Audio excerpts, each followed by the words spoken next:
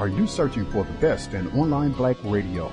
Then go to blacktalkradionetwork.com, helping you filter through the noise. Real talk, black talk.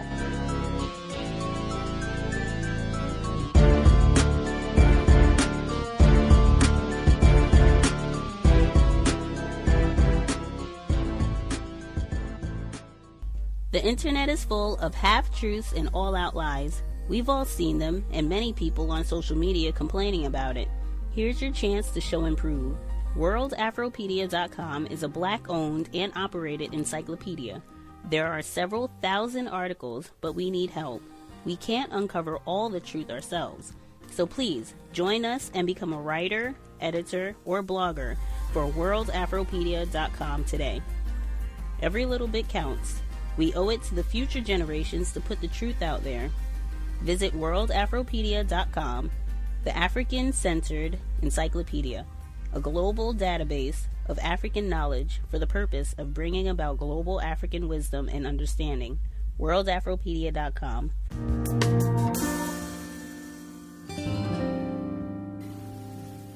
What did the New York Times say? On the brink of fascism. Today's paper. On the brink of fascism.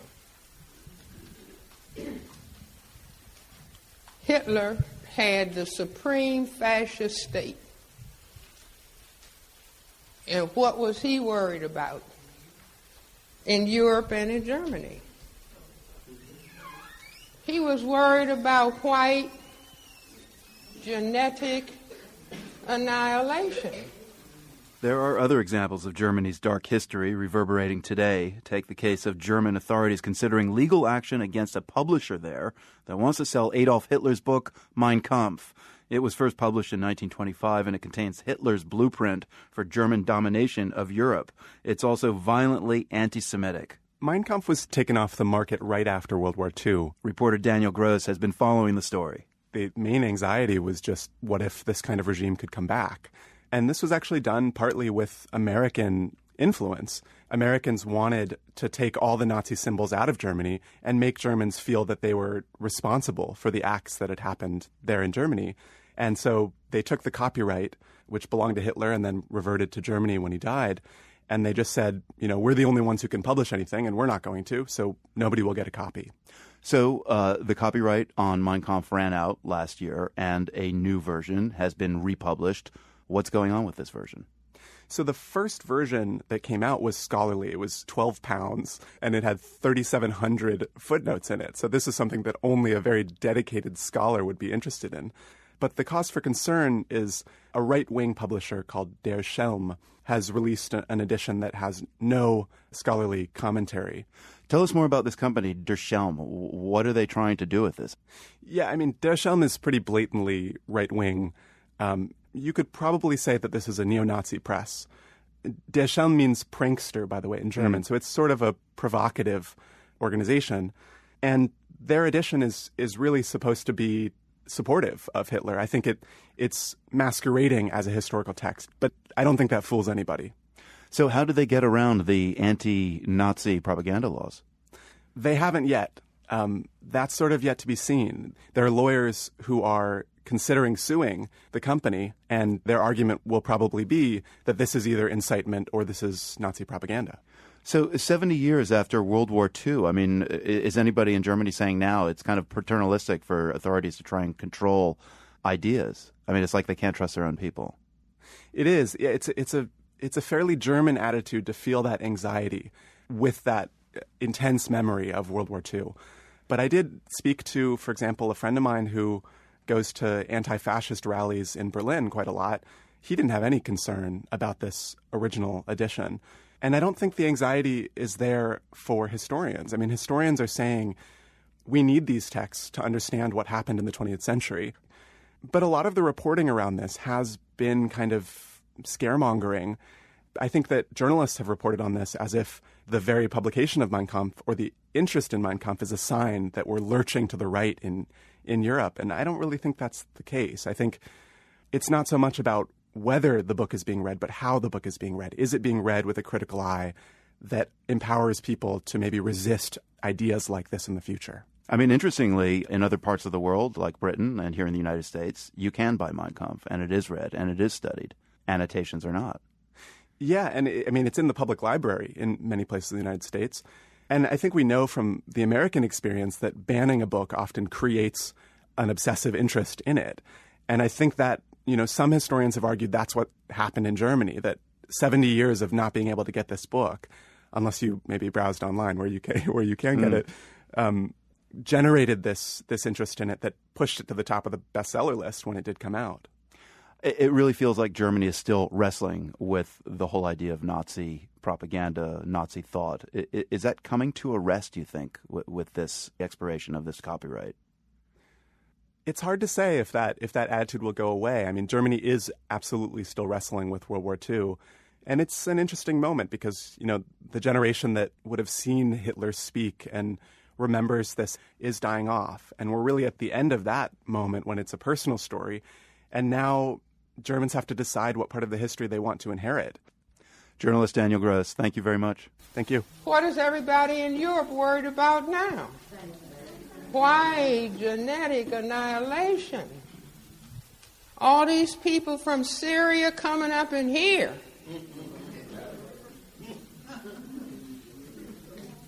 People from Iraq. And it's some of them from the other side of the Mediterranean, sure enough. Now, we let as many as we could drown, but there's still some.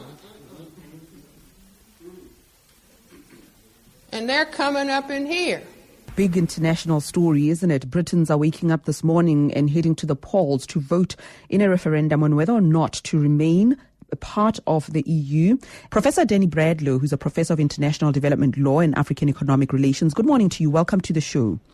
Thank you. Thank you for having me. And of course, you are from the University of Pretoria, the law faculty. Why should we care about Brexit? Well, we should care about Brexit for a number of reasons. One is that the UK is an important trading partner and investment partner for South Africa. But also the EU is our most important trading partner, and what happens in the election will affect the EU as much as it affects Britain as well. So if the vote is to leave, then certainly it will affect our relations with both Europe and with the UK. So there's just no way that that Brexit could have no economic repercussions for the South African economy? There's no way that it could. I mean, if the vote is to leave, because in the short run, it will have an effect on financial markets. It will affect the sterling, which will have an impact on us. It will cause a lot of uncertainty, and it will affect money flowing into or out of South Africa. And in the longer term, it will have an effect on trade relations. If the vote is to remain, it could have an opposite effect. I suppose there would be an immediate vote move towards confidence. We've seen as the polls have indicated that remain seems more likely. Markets have reacted favorably. But that's a short-term thing. Over the long term, even a remain vote could have an impact on us. Okay, that's very interesting. And then I'm also watching international news networks, Professor Bradlow, and hearing what what citizens are saying. Ordinary citizens are being stopped in the street to express their views and all of that. And it's been very interesting to me how those who are against staying, those who want to vote yes, let's exit, they're raising things like immigration and how Britain is such a great nation. So it's mainly like a sense that our nationhood, as it were, is being diluted or being threatened by being in the EU. We can stand on our own. I didn't get a sense that there were considerations for the economic implications. So how much of that is at play here, the nationalism aspect? I mean, it's one of the interesting things about the whole campaign is that the people who are in favor of leaving, as you say, are worried about immigration, which is not really a European issue so much as a sense of their own nationhood. But the Remain campaign haven't been talking about the European Union either. They're talking about how terrible the economic consequences will be of leaving. And part of the reason for that, I think, is because the EU is so unpopular to both sides. So it's the people who voting Remain are saying there are problems with the EU, but we think we're better off in than out. Whereas the exit people are saying things are so bad, we don't trust our elite anymore. We don't feel that we're taken seriously. We want a change. And that's a lot of the vote against. Another part is the nasty side of the immigration issue, and really a racism that's behind that as well. Brexit, Britain leaving the European Union. You know what happened. The issue got hijacked by a bunch of anti-immigration isolationists who were obsessed with the idea that foreigners were stealing their jobs. Thank God something like that could never happen here. Well, the Brexit vote was fueled in part by nationalism and fear of immigration, and that sounds familiar to a lot of people in this country. This morning, Donald Trump was in Scotland promoting one of his golf courses. He spent most of his press conference talking up his business, not Brexit, but eventually he did address the vote. I really do see a parallel between what's happening in the United States and what's happening here. People want to see borders. They don't necessarily want people pouring into their country. And later this afternoon, President Obama said he spoke with British Prime Minister David Cameron, who, he said, is committed to an orderly transition out of the EU. Obama spoke at a global entrepreneurship summit in California. I do think that yesterday's vote speaks to the ongoing changes and challenges that are raised by globalization. But while the UK's relationship with the EU will change, one thing that will not change is the special relationship that exists between our two nations. That will endure. Joining us now is NPR White House correspondent Scott Horsley. And Scott, a lot of people thought Trump was wrong to leave the campaign trail for what was supposed to be a business trip. But actually, the timing looks pretty good right now. He's in total control of the news cycle.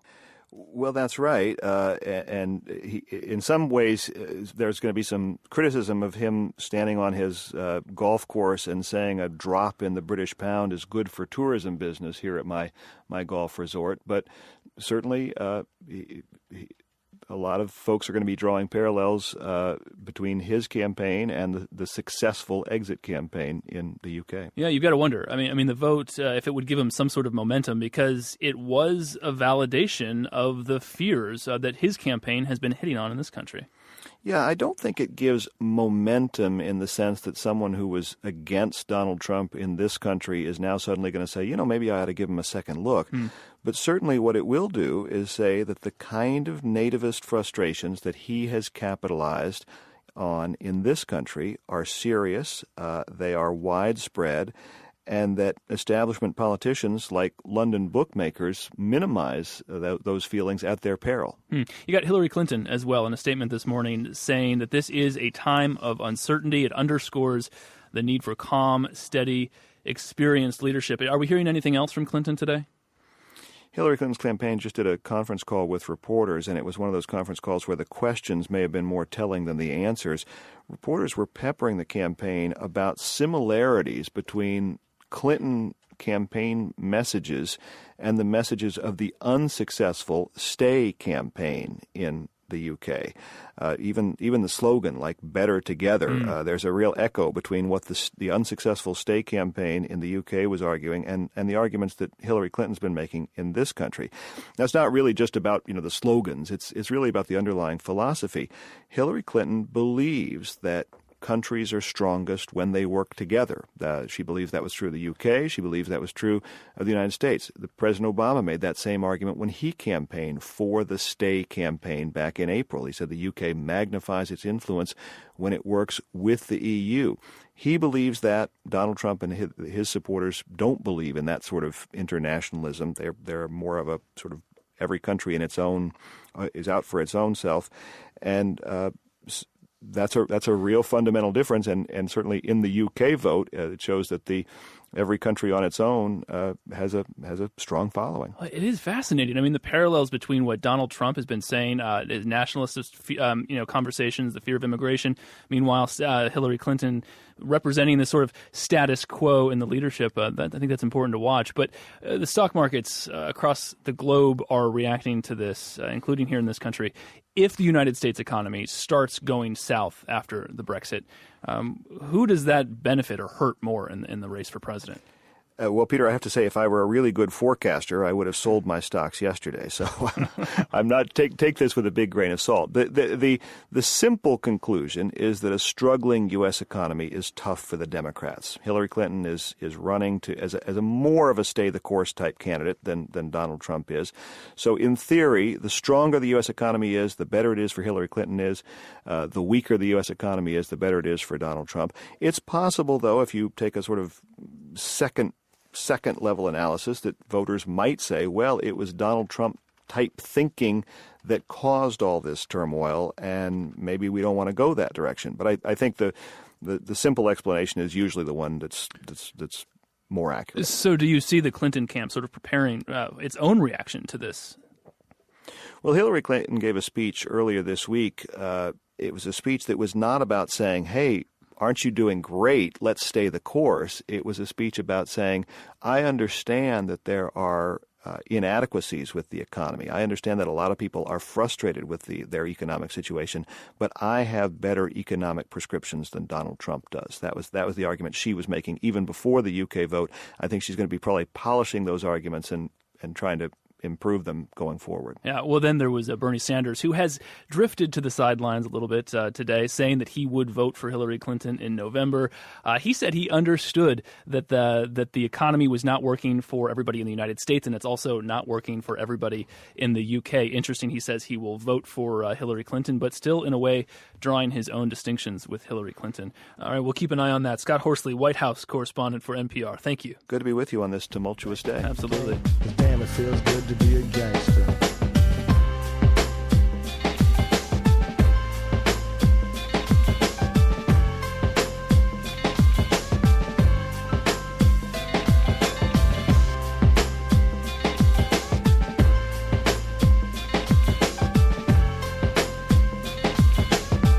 And now, a word from the president. This presidential election comes on the heels of a year of incredible black activism in the streets, on college campuses, and at campaign rallies. You might expect that political energy to be reflected at the ballot box, but as NPR's Asma Khalid reports, some young activists don't see much point in voting for president. When Koya Graham turned 18, the first thing she did was register to vote. And she was a loyal voter until this primary season.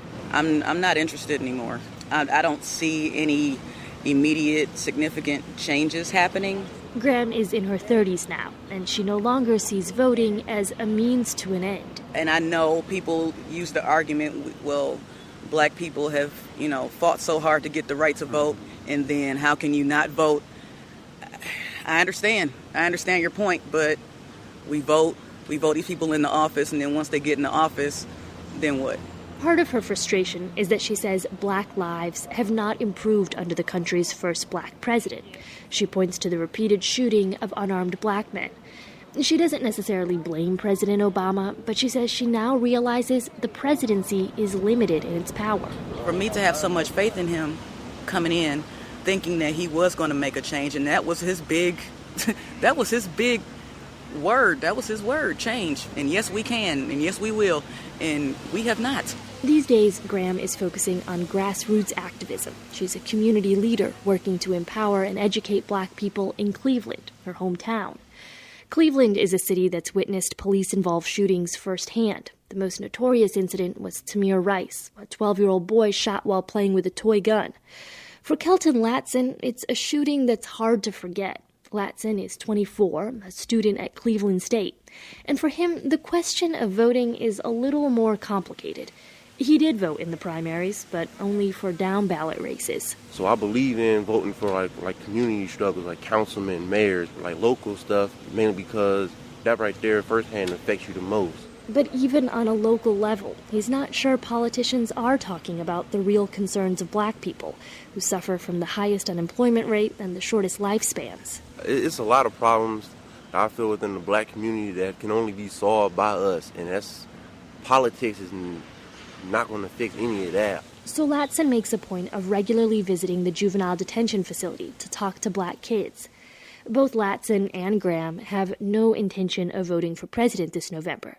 Their decision is less a referendum on Hillary Clinton or Donald Trump than a referendum on voting. This is by no means to say that African Americans as a whole are going to skip out on November. Millions have already voted in the Democratic primary. But some are making a conscientious objection. They may think at this stage in their lives that it's best for people to work outside of the political process because of their perception that Washington is broken. Andra Gillespie is a professor at Emory University in Atlanta who focuses on race and political mobilization. Gillespie points out that even if some young folks skip out on voting, they still are involved in politics. I think, we would be remiss to not acknowledge the importance of Black Lives Matter in making criminal justice reform an issue that candidates have to address. But Gillespie warns that just as the presidency has its limits, politics with no voting has its limits too. Asma Khalid, NPR News.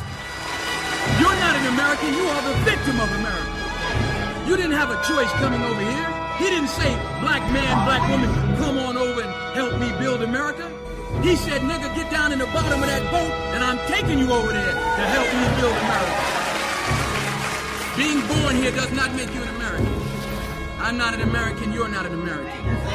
You're one of the 22 million black people who are the victims of America. A campaign sign in Polk County is gaining a lot of attention for its words, "Make America White Again." Thank you for joining us. I'm Cindy Sexton. And I'm David Carroll. The sign was paid for by Rick Tyler, an independent candidate for Tennessee's 3rd District congressional seat, a seat currently held by Chuck Fleischman. Now, the sign has been taken down, but not by the congressional candidate. New at 5, the candidate tells Channel 3 Eyewitness News reporter Kelly McCarthy the reason behind the message. Kelly? David, the billboard was taken down less than 12 hours after being put up. But that was enough time to catch the public's attention and cause some controversy.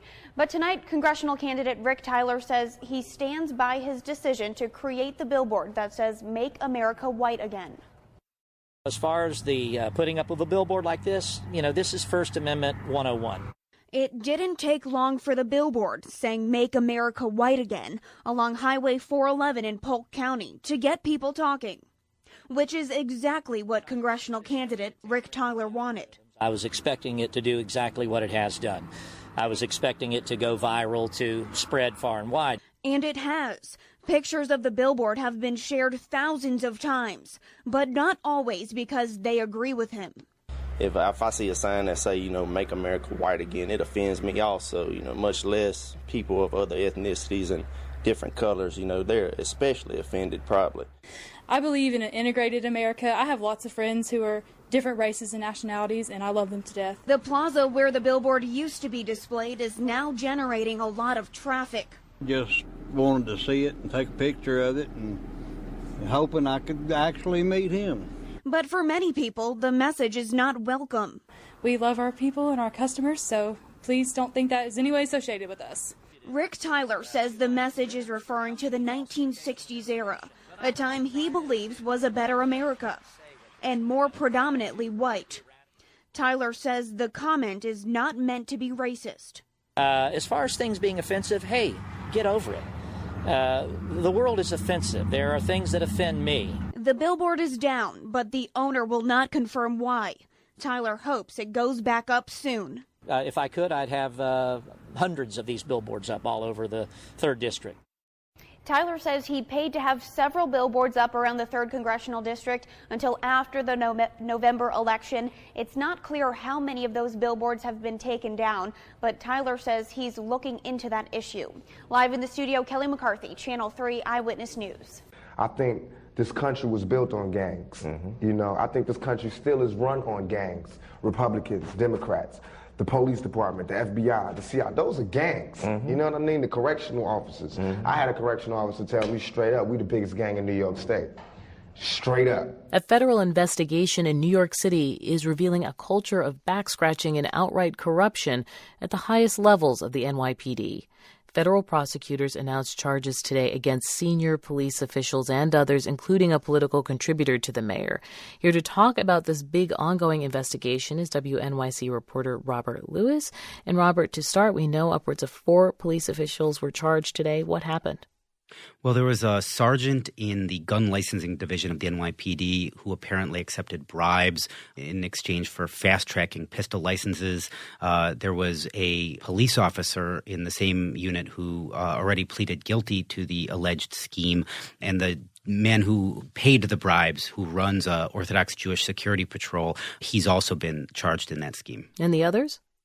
Well, two of the highest-ranking officers in the department, a deputy chief and a deputy inspector, they allegedly got expensive gifts, trips, even prostitutes from a politically connected businessman who in return got favors from these cops. This is actually U.S. Attorney Preet Bharara talking about the case, announcing the charges. They got, in effect, a private police force for themselves and their friends.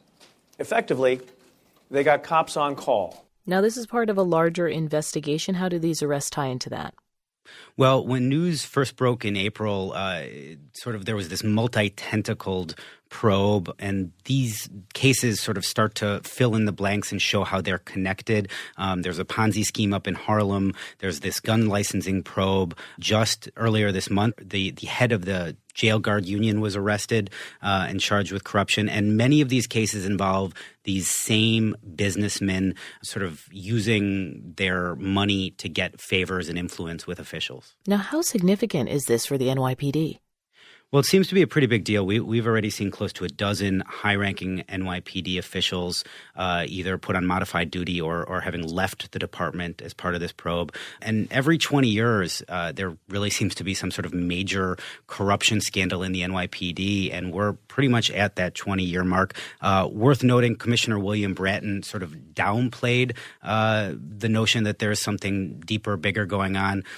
He said that this isn't like those past probes, corruption investigations. This is just an issue with a few individuals. Police officers, especially high-ranking members of the department, have to know better, need to know better, and have to set the example for others and have to follow the law. In the charging documents, there are allegations that even lower-level officers sort of knew about what was going on. They were, maybe pulling over someone on a parking ticket and knew that, oh, wait, this is a friend of the deputy chief, so maybe we should let them off. So I think there are some serious questions about how deep this went. Before I let you go, what can you tell us about any connection there can be to the mayor's office? The businessman who was paying these alleged bribes or giving gifts to these high-ranking police officials, one of them was Jeremy Reichberg. He's a fundraiser to the mayor. Certainly there's been a lot of chatter that these probes are looking at donors to the mayor. That being said, U.S. Attorney Preet Bharara was very clear in today's press conference saying that this case does not connect directly to the mayor's office. That's Robert Lewis from WNYC. Thank you for sharing your reporting. And last thing on the political girl from McKinney, white people are going out of their way to say, actually, I think she was assaulted. I think she was abused. I think that she was manhandled. They know that there is a sexual term for that. And that man would be called a fature, and it's something you do, because I looked at him. He rubbed up against that little girl. He got comfortable. You could feel him settling off into it. It was nothing but a pedophilia sexual act, and it was absolutely obscene, and no one's saying that. A grand jury in Texas has decided not to indict a former cop from McKinney, Texas, by the name of Eric Casebolt. Apparently, he was the cop in question when there were accusations of police brutality during a fight at a pool party. Now, the fight was between two adult females, both of which were white, but Officer Casebolt showed up. So the grand jury decided that there was not enough evidence to indict him. And by the way, he dropped he left something there. He dropped his nightstick or something because another cop came. Who needs a nightstick when you have a gun that you can point at, black teenagers? What was interesting, I read the defense of what happened there by another cop, not a defense of that cop's action, but hey, lost in the story, there were some good cops there. There's video. There were. Some other cops. Right, the other cops. He started taking his gun. They were like, Larry. Yeah. For the love of God. Yeah. They tried to stop him when he pulled his gun out and he just started pointing it at the teenagers there. Look, here's the thing. Whether you agree or disagree about police brutality in that video, the one thing that you cannot deny is that police are supposed to de-escalate the situation, and that is not what he did when he came in with a barrel roll, right? Totally. Like, I think he tripped. I don't think he barrel rolled. I watch this one I don't more know. time? It feels like he was. I know it looked this time. I saw it a lot when it happened. I think he tripped. Look at him running toward them. Out of the way, he yells to that girl, and then we don't really see the moment. No, he definitely fell. You He think definitely he fell? He fell. What is he doing? But I mean, don't get me wrong. It's still worth watching because he fell. Yeah. And he left his flashlight or nightstick down because another cop's like, and then, they're like, obviously it's Larry's. Yeah. And the reason he can get indicted to give the benefit of the doubt to the grand jury or to the prosecutor there, it's incredibly hard to convict a police officer. I mean, we need to make it a little easier to convict a police officer. Then more of them will get indicted because it's easier to convict. They can't in good conscience get an indictment if it's going to be impossible to convict. But I hope, most importantly, is that guy, what's his name? Eric Casebolt. Eric Larry Casebolt. I hope, has he been fired? Well, he's no longer a cop, so I don't know He if said he he was forced to resigned resign. after. I think he was probably forced to resign, which, by the way, I mean, look, I'm happy with that outcome. Mm-hmm. At least he's no longer a cop. What always worries me is when you have clear cases of police brutality. And I'm going to be honest with you guys. Watching that video, he was unruly. Right, terrible. He was a terrible cop. He was a terrible cop. That's not the worst cop video we've seen. No, I mean, not we're close. so desensitized by the police brutality where unarmed people are literally running away from the cops and they get shot and killed and then they don't get indicted. Like, those are the cases that we're constantly dealing with. I'm just happy that he's not policing Like anymore. that girl was theoretically okay, at least. She's at okay, least physically yeah. okay.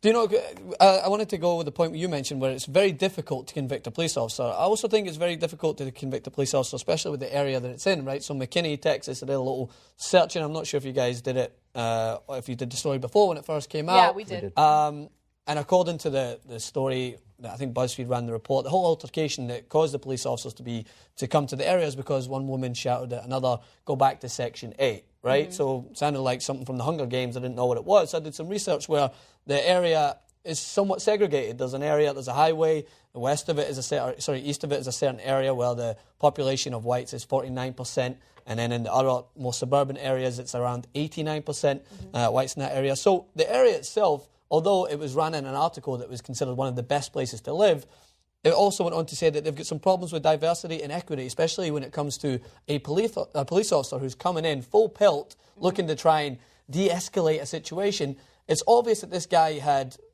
a sheer thought process that I'm going in, and as soon as I see the first black person that may be involved in an altercation, I'm going to war. That is what he's thinking. It wouldn't surprise me if maybe he was ex-military, if he thinks that he's still in a war-torn situation, but he's coming in an area which, according to many reports, is still segregated, and he's coming in and he's thinking to himself, not even looking at the situation to de-escalate it, but he's thinking, if there's a skin colour that's standing around not doing what I would personally want them to do, I'm going to use all my force.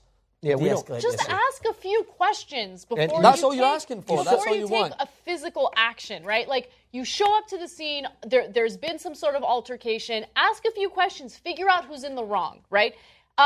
Don't cause more chaos. You cause more chaos, you start getting physical with people who might not be doing anything wrong at all. Yeah, it's going to escalate the situation. That's exactly what happened. You look at that video, and yeah, it looks like a lot of commotion, but part of that commotion is caused by the fact that entirely him. Yes, exactly. And we see on that video, if you let the full thing play, there's at least one other cop, I think two other cops, who you hear talking to these kids, and here's what they're doing, talking. And at one point, too many people were talking, and the cop went, hey, quiet down. I'm talking to it was nobody. Fine. Right? Yeah. They were taking charge and calming it down and being and he wasn't on his gun. There's nothing. He was talking to them. Yeah. And we don't know whether this guy's racist. And obviously, this was a particularly bad situation in light of what we know to be true about black communities and police officers. So let's not kid ourselves. Obviously, that's an issue.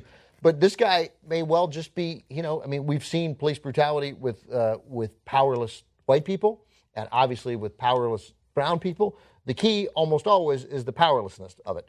And this guy, I don't know whether it's racial. I know that any sort of tense situation, this guy should not be there, no matter what. Whether race or not, he got to go, and thankfully he's off. You know when I work, I ain't your slave, right? You know I ain't shucking and jiving and high-fiving. You know this ain't back in the days, right? Well, I can't tell how the way they killed Freddie Gray, right? Shot down Mike Brown, how they did Trey, right? Officer Cesar Goodson was acquitted of all charges against him in last year's death of Freddie Gray. Goodson faced the most serious charges in the case: second-degree depraved heart murder, manslaughter, reckless endangerment, and misconduct in office. WYPR's Kenneth Burns was in the courtroom as Circuit Judge Barry Williams read the verdict. The courtroom was packed as Judge Barry Williams took nearly 45 minutes to read why he found Officer Goodson not guilty on all 7 charges. Williams said the state did not prove that Officer William Porter told Goodson that Gray was in need of immediate medical care. Williams recalled Porter's testimony during the trial that while Gray was lethargic and docile, he didn't look like he was in medical distress. Prosecutors argued it was obvious that Gray was in need of medical care, but Williams said the type of injury Gray suffered would not be obvious to an average officer. He said the court was presented with a number of equally plausible scenarios. He discussed 5 that could have happened. Williams said unlike a shooting, stabbing, or car accident, there were no observable injuries, and that Gray's fatal injury manifested itself internally. The judge also addressed prosecutors' opening statement that Gray was subject to a rough ride.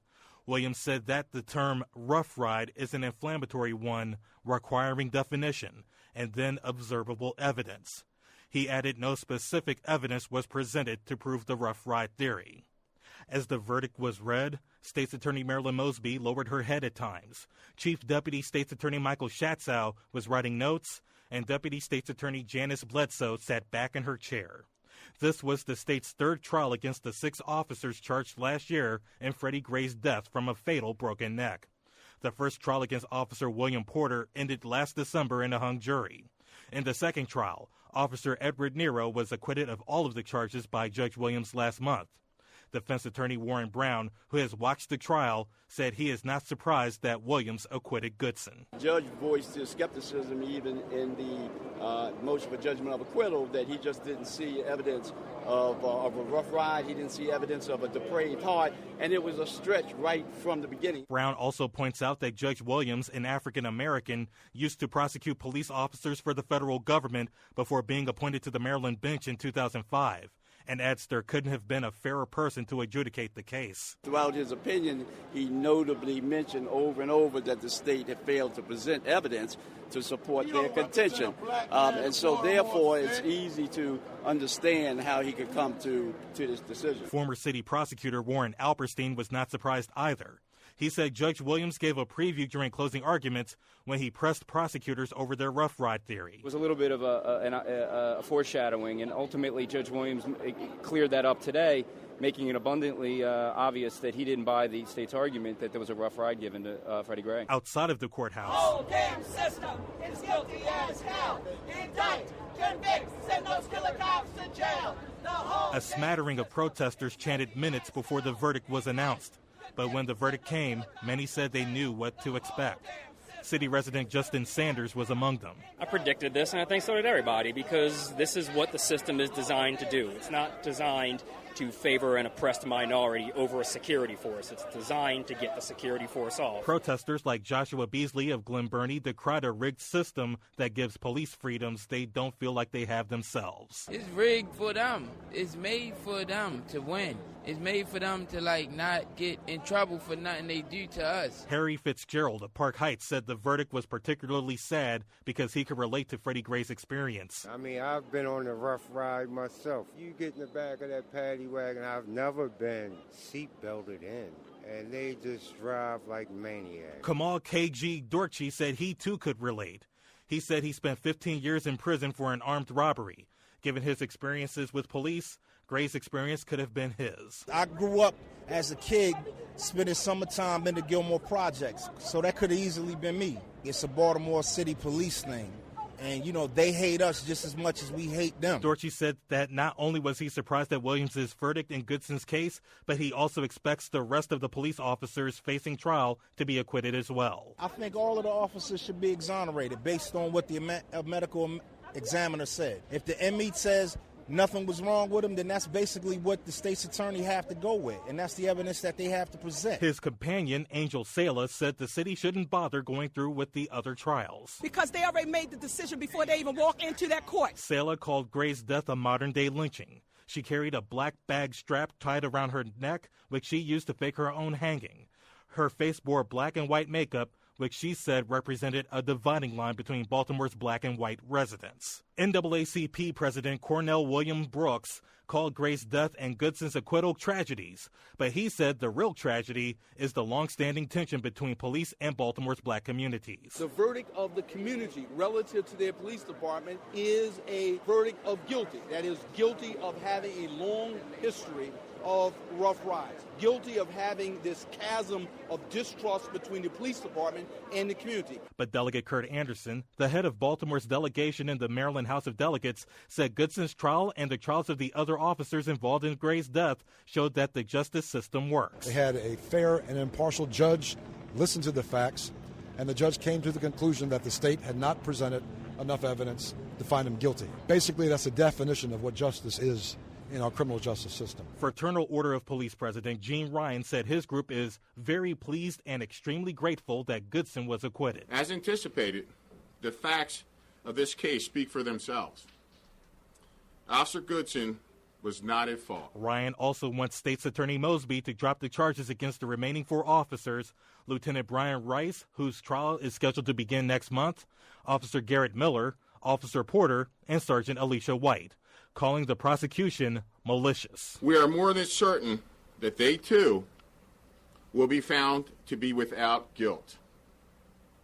To continue this travesty is an insult to the taxpaying citizens of Baltimore who, at the end of the day, bear the full burden of the enormous costs of these trials that have no merit and continue to divide our city. Ryan accused Mosby of playing politics with police, making it harder for officers to do their jobs.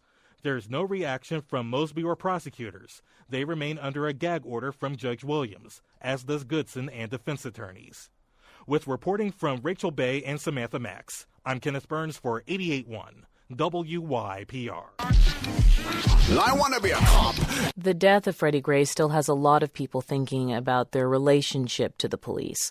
We're going to hear now from Jared Marcel. He's a 27-year-old New Yorker, and for him that relationship is complicated.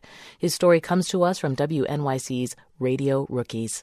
Tuck your shirt in and wear your pants on your waist. Try to frown less and smile more. Be respectful. I heard those things a million times from my parents. There was just raising kids properly. There was a way I wanted my boys to be raised, black or not. My mom was also trying to protect us. By the time I was 15, I had grown bigger and looked a lot older than I was. Cops didn't see the good black boy my mom raised because 6'3", 290-pound black guys who aren't playing football are always up to no good. I had to deal with harassment, name-calling, and on several occasions, use of unjustified force. One time when I was 18, a cop punched me in the face. What are your thoughts on the interactions between me and the police? I'm very saddened, definitely angry at how you've been treated. You know, people have no idea, like, how that could affect you. When, you know, I've had so many run-ins with the cops, Mom, that it didn't just affect my relationship with the cops, it affected how I viewed society, maybe how I even treated, white people. You know what I'm saying? I don't hate anybody, but I began to resent them in the sense that I felt like the cops were targeting me because they were trying to protect them. The thought that you're a problem can really change you. It's even affected my confidence, walking down the street, wondering if people see me as a suspect. The cops are public servants, so if they're profiling me, the public must be afraid of me. Just last summer, I was hanging out with my boys outside my house. But you gotta say, I'm stylish. I'm a unicorn. And we chill, hanging out in front of, your crib. That's Tyrone. Suddenly, an unmarked car pulled up and rolled down its windows. I knew what time it was. I waved at the passengers. "What's up, officers? How's everything going?" But that wasn't what they wanted to hear, so they hopped out on us. Asking if we have guns, drugs. They asked Tyrone if they could search his car. I was stunned by that because we were just minding our own business in front of my house. So they then started to provoke us, trying to get us to react. Everybody started cursing each other out, face to face, man to man. Eventually, I was able to turn things around because I have a golden ticket. My sister Leanna is a cop. I pulled out a badge she'd given me just to let them know my sister was internal affairs. That's the department where the police police themselves. The whole mood changed. Now they wanted to reason with me instead of being aggressive. How did you feel when I told you about the incident when the cops were messing with me outside? It bothered me because, here I am, 30 feet from it, not knowing what's going on, and knowing that interaction could have gone either way. It could have gone south very easily. It bothered me very much. Okay, well, how about this? Do you remember telling me, breaking the news, that you were taking the police test? I don't really remember the exact moment that I told you. Even though it was 6 years ago, I remember it. I was watching TV in your room, and you said it in passing. I seem to remember that when I told you, I think I made an excuse as to why, it's a good job, and, I was trying to, soften the blow that I knew it would be to you. Did you ever, feel like you were switching sides? Switching sides? Well, I mean, I'm sure you know how I've, some of my feelings towards the cops in the past. Yeah, I never really felt that I was on a side to switch. I mean, I don't feel like there's a side of cop versus civilian or us versus them. I think there's right and wrong. Not too long after Leanna became a police officer, word on the street was she was actually patrolling our neighborhood. Apparently, she intervened when a couple of my boys got stopped by other cops. Yo, Jared, your sister is all right. When some real street cats confirmed what she was doing, I could no longer deny it. Leanna was different. If only the NYPD had more officers like her. Jared Marcel is with Radio Rookies out of WNYC. Come on, give me up some of that thug. Yeah, that's like that. Hit him in the chest with it. One time again in the head. But Buddy Roll, y'all. Check it out. I don't know what this world's gonna be, but I know one thing, that this is the life for me. Baby, 'cause I'm a thug. All day, every day. Baby, 'cause I'm a thug. Wouldn't change for the world. 'Cause I'm a thug. That's right, you know. Baby, 'cause I'm a thug. I'm hot, oh yeah. Check it out. A Florida prosecutor has been suspended after he went on a social media rant regarding clubs in Orlando after the horrific Orlando shooting. Now, in his posts, Kenneth Lewis, the prosecutor, wrote the following. He referred to downtown Orlando as a melting pot of third world miscreants and ghetto thugs. This guy sounds great. Keep in mind, he's a prosecutor for Orlando. And he also says all Orlando nightclubs should be permanently closed. With or without random gunmen, they are zoos, utter cesspools of debauchery. I agree about the cesspools of debauchery, but that's in all clubs all throughout the United States. That's what clubs are for. And then finally, he is no stranger to controversy. In fact, back in 2014, Lewis posted a social media-related controversy. He was ordered to undergo sensitivity training after authoring a 2014 Facebook post that wished a happy Mother's Day to all the crack hoes out there. Why is he suspended? Why is he not fired? I don't understand. Okay, look, this is dangerous. You can't have a prosecutor that's biased against certain races. And even if you think, well, hey, don't make assumptions about crack hoes or ghetto thugs. Gee, I wonder who he's referring to there. I'm not quite sure. But third world miscreants can't be misunderstood. No one's ever referred to white people anywhere as third world miscreants in this country. That's not a thing that happens. So don't pretend like, what racial component? I don't know. But white people could be in a ghetto, right? No, we know where he's going here. And it's one thing to talk about debauchery in clubs and to celebrate that. Mm-hmm. Okay. It's another thing after 50 people have been murdered in a nightclub in Orlando, which was a gay nightclub, and then you say, oh, we should get rid of that cesspool of debauchery.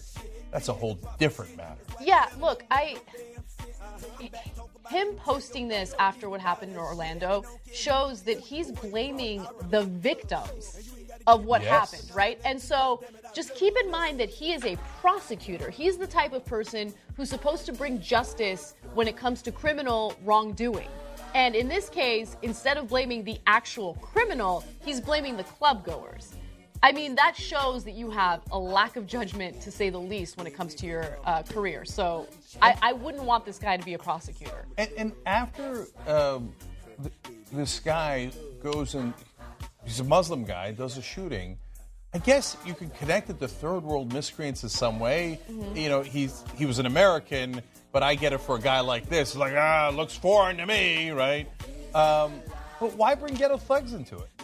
Because you don't like those people, right? So now, look, on the one hand, you can say, hey, well, look, this guy deals with criminals all the time. Yeah, but then you make really important decisions on who to prosecute and to what degree to prosecute them. Mm-hmm. So if your assumptions are and those decisions are informed based on race, well, I can't have you representing the people of Orlando and saying, hey, you know what? If I see somebody's ghetto or they're a crack hoe or they're third worlders, then I'm going to prosecute them more. Mm-hmm. That is dangerous. Now, I think firing someone is a very heavy thing to do. I'm usually reluctant to say someone should be fired. But in a case like this, I can't have you as a prosecutor if I can't trust that justice isn't blind and that you're picking who to prosecute based on their race. That is beyond unacceptable.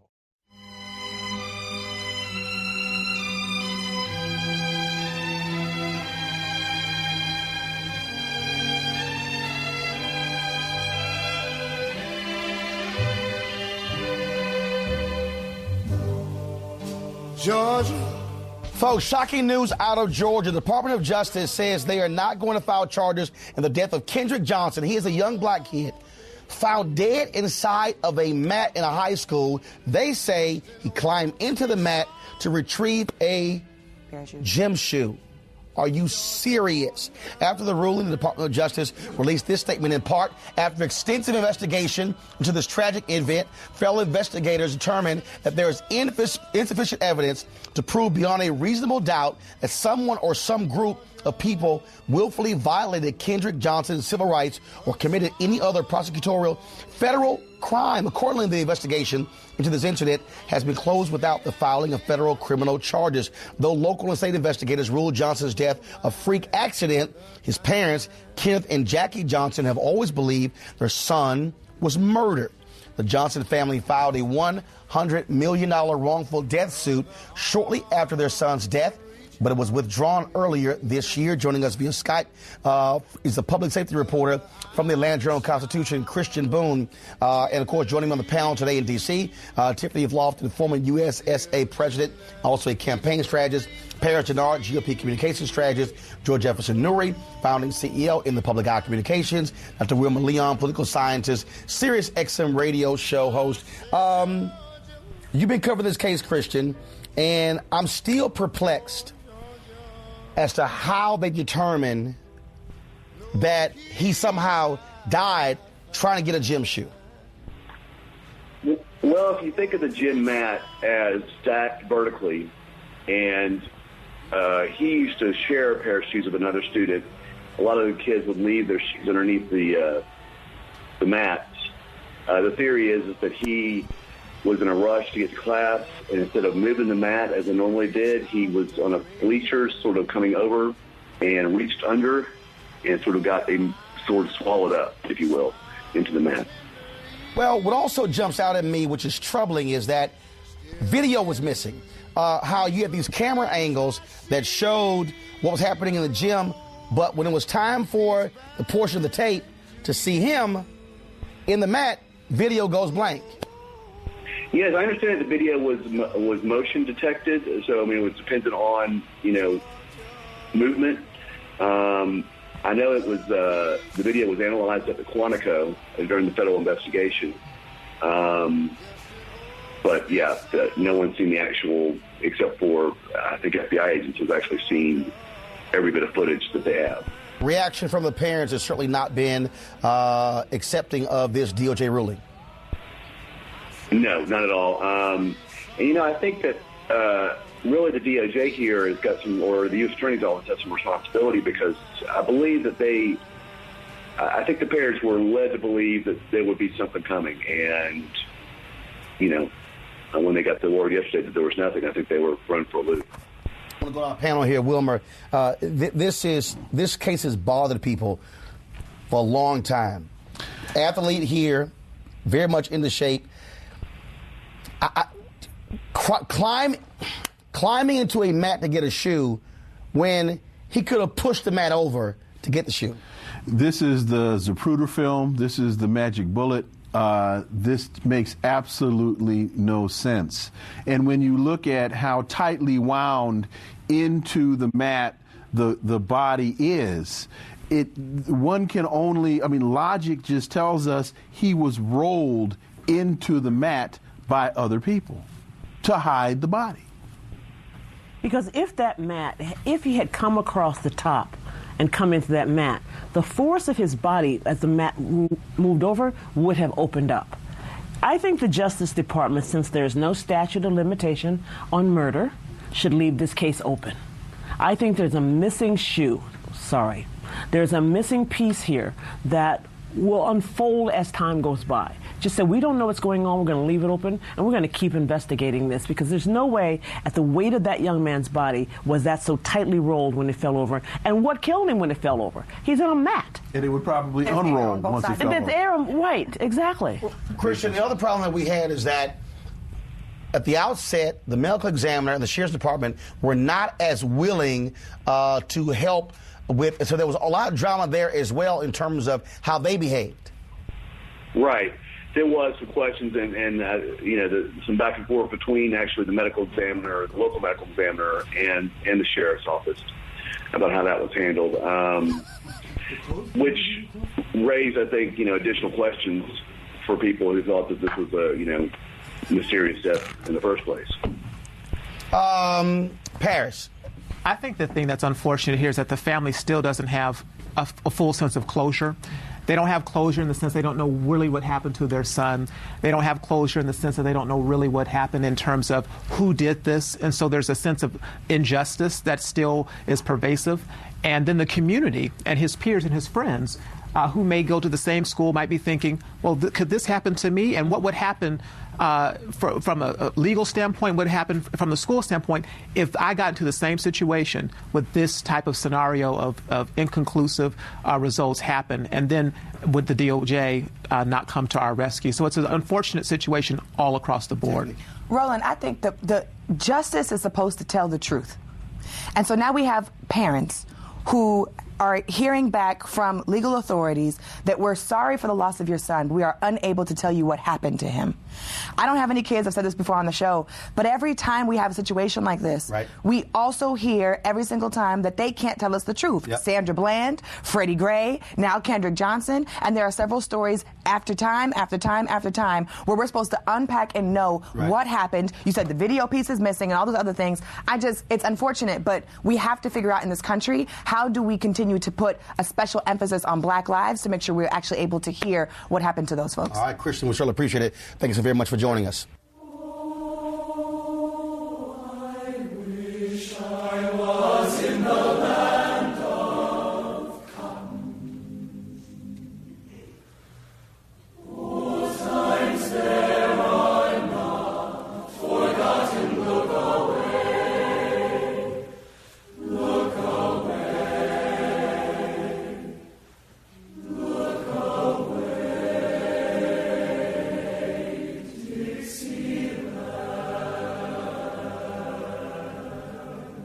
Officials in Mississippi are now closing the investigation into one of the most notorious murders of the civil rights era, the killing by the Ku Klux Klan of 3 young Freedom Summer activists.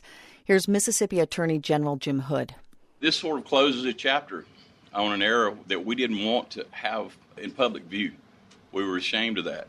The decision comes 52 years after James Chaney, Andrew Goodman, and Michael Schwerner were killed in Neshoba County, Mississippi. NPR's Debbie Elliott has been following the case since it was reopened in the late 1990s, and she joins us now. Good morning, Debbie. Good morning. Today is the anniversary of the 64 Neshoba County murders, and federal and state authorities now say they've concluded the investigation and are releasing the final FBI report. Why now? Well, Attorney General Hood says more prosecutions are unlikely now. It's just got to the point where it's 52 years later, and we've done all we can do. You know, the passage of time means that memories have faded. Both participants in this crime and many of the witnesses have since died. Evidence hasn't been preserved. Now, there are at least 2 known suspects who are still alive, but the state hasn't been able to build a strong enough case against them to prosecute. The state has only convicted 1 man in the murders. That was Klan leader Edgar Ray Killen. He was known as Preacher Killen. He's 91 and remains jailed on manslaughter charges for orchestrating the killings. Debbie, you covered the Killen trial back in 2005. Can you remind us about that crime and why it took so long to bring justice? Well, in 1964, it was Freedom Summer. Young people from around the country had come to Mississippi to work with local civil rights activists to register voters and to set up schools for disenfranchised African Americans. Chaney, Goodwin, and Schwerner were working at this black church that was just outside of Philadelphia, Mississippi. It had been the target of Klan violence the week before. They left the neighborhood of that church. They had a run-in with local authorities. They were arrested. They were put in jail. And shortly after they were released, they went missing. And there was all this national attention at the time, the drama of the search. Some say because 2 of the workers were white. James Chaney was a black man from Meridian, Mississippi. At the time, Mississippi officials were calling it a hoax devised to garner sympathy for the civil rights movement. So when did they figure out that it wasn't a hoax? It was 44 days later. Their bodies were found buried in an earthen dam off a remote country road. They had been shot to death. 22 Klansmen were implicated in the murder conspiracy, including the local sheriff and his deputy. Now, at the time, federal officials brought civil rights charges, and 8 people were convicted in 1967. But the state refused to bring murder charges, and it was 4 decades later that Edgar Ray Killen was tried and convicted. He is now serving a 60-year prison sentence. So, Debbie, what's the reaction been like to the case being closed? You know, I'm not sure anyone really expected more prosecutions, although there was always the hope that someone might have a deathbed confession and be willing to offer more details of what happened. I spoke yesterday with Rita Schwerner Bender, that's Mickey Schwerner's widow. She was working with him in Mississippi in 1964. She says it's long since been too late to achieve justice here, and she still has very harsh words for the state of Mississippi, which she says was complicit in the racism and violence at the time and has failed to acknowledge that official role and make amends for it. NPR's Debbie Elliott. Thanks so much, Debbie. You're welcome.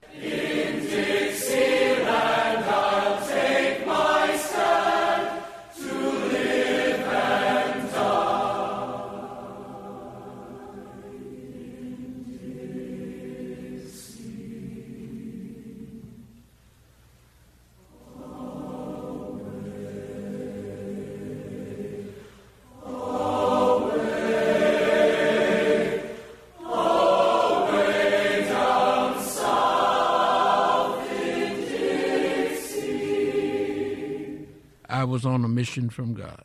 That's James Meredith. He and a few others started walking from Memphis on June 5th, 1966. It was a way to encourage blacks to take a stand and to register to vote. The next day, he went through the town of Hernando. When I arrived in Hernando, Mississippi, every black that considered himself anybody was there to greet James Meredith.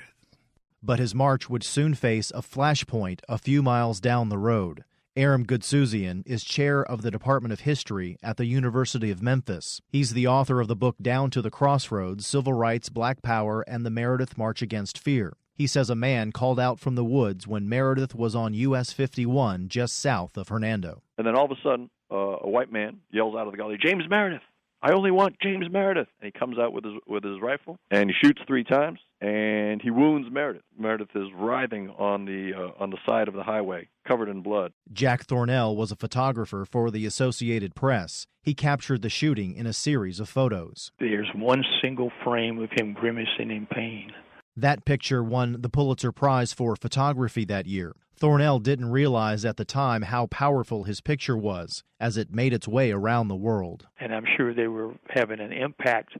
I had no idea that was a responsibility of mine or anyone else. That was just the way it was. You were a news photographer, and you went out to cover the stuff, and you did your job. James Meredith survived the shooting. The sniper, Aubrey James Norville, was a former hardware salesman from Memphis. He later pleaded guilty to assault and battery with intent to kill and served 2 years in prison. His motive for the shooting remains a mystery. The man that shot me was so irrelevant. It was more than 40 years before it was important enough for me to find out who he was. Because he didn't leave home to shoot me, he got caught up in the whatchamacallit of the day. The people responsible were the rulers of Mississippi. Meredith says the shooting took his mission off course. But because I got shot, the evening news was that James Meredith is dead, and then they corrected that. And it completely got lost what my mission was. While Meredith recovered, a group of prominent civil rights leaders, including Martin Luther King and Stokely Carmichael, took over the march, growing it to thousands of people. Phlanze Brownwright, known as Phlanze Goodloe back then, worked for the NAACP. She recalls receiving a phone call from King to organize a place to stay and food for thousands of marchers when they came to Canton. When I hung up the phone, that's when I became real nervous. But who was going to tell Dr. King no? Because I knew they had been on this march for a number of days in June in the hot sun, and so certainly if I could do something in my hometown of Canton to relieve them, to be sure that they had food, housing, then of course I was honored to do that. History professor Goodsouzian says King and Carmichael were friends but had conflicting perspectives. He says the march was a pivotal point for the civil rights movement. It is the last great mass march of the civil rights movement, the last time where major civil rights organizations come together,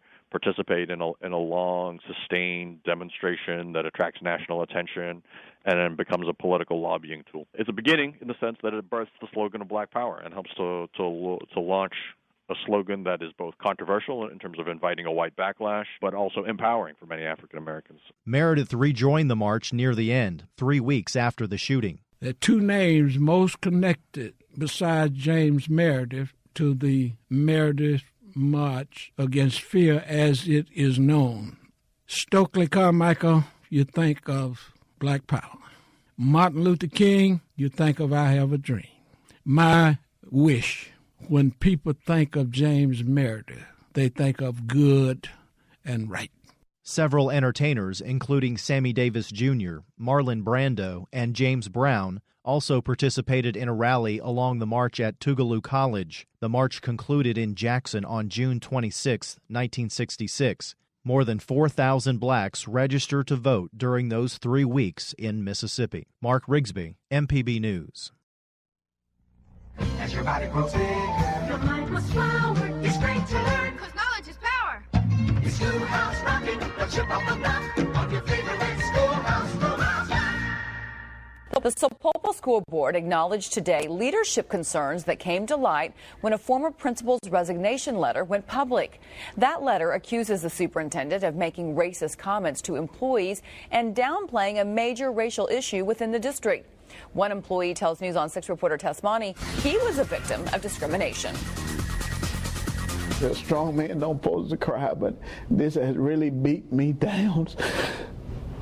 Trina Curvin has been a Sapulpa School's maintenance worker for more than a decade. It's so devastating, hard to talk about. Curvin is the employee Bobby Alfred referred to in his resignation letter as being subjected to unspeakable acts of racism by a supervisor. And you have to take it. And it beats you down until it has beat the manhood out of you. That's not right. The school can't comment on personnel issues, but Curvin says the district found his supervisor had discriminated against him, but still praised that supervisor when he took an early retirement. It's just swept under the rug and dealt with in a manner that we don't care. You know, he's a black man and we don't care. As long as he keep his mouth shut. The school board held a special meeting to address the allegations in the letter. The room was packed with parents, teachers, and students supporting Alfred and Curvin. The school board was in executive session for about an hour and a half, and when they came out, they read a statement that left many parents with more questions than answers. Legally, that's probably how they have to handle things, but that didn't do anything for the school. It didn't do anything for all these people it's here to support. And it didn't do anything for Curvin, who was hoping for change more than anything else. Words are very powerful, but action is more powerful. Well, the board statement says it does take the allegations regarding the school operations very seriously, and they've hired an attorney, but cannot comment any further. Context of White Supremacy.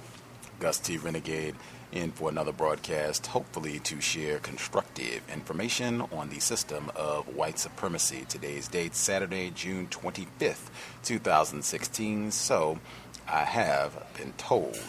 Compensatory call-in. Folks have observations, views, suggestions they would like to share. Feel free. Dial in. The number to dial, 641-715-3640. The code is 564943 pound. Press star 6 if you would like to participate. Number again, 641-715-3640. The code is 564943 pound. Press star 6 if you would like to participate.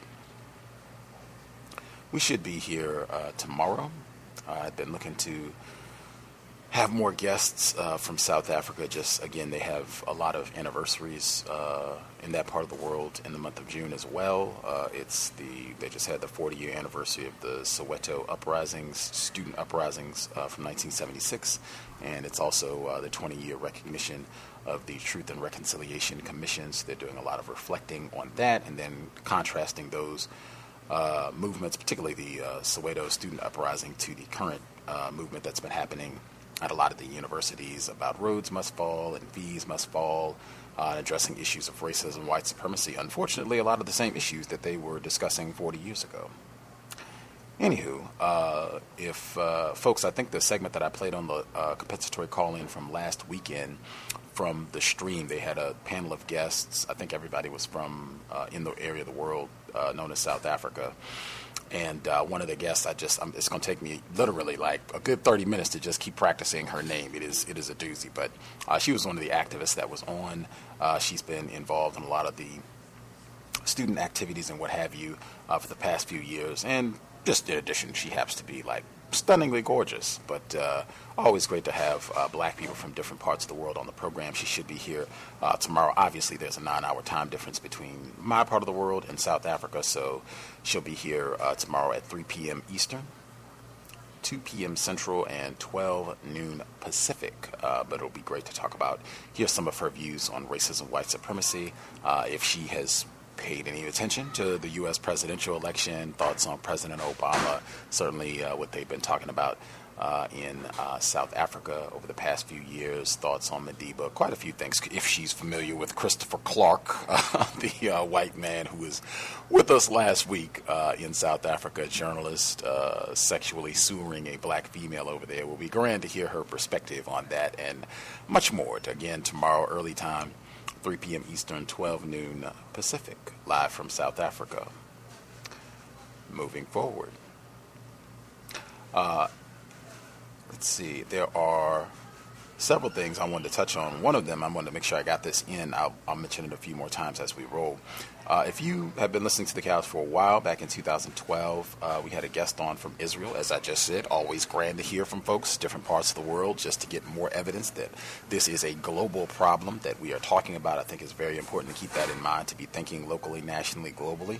When we talk about racism, white supremacy, I think racists, they try to do a really good job of get us to have us thinking in a very niggardly manner, that this is restricted, that racism, white supremacy is isolated to one specific region, like you can go someplace and there's no racism. That is a great lie. But we had a black female on the program, Efrat Yerideh. She joined us live from the area of the world known as Israel.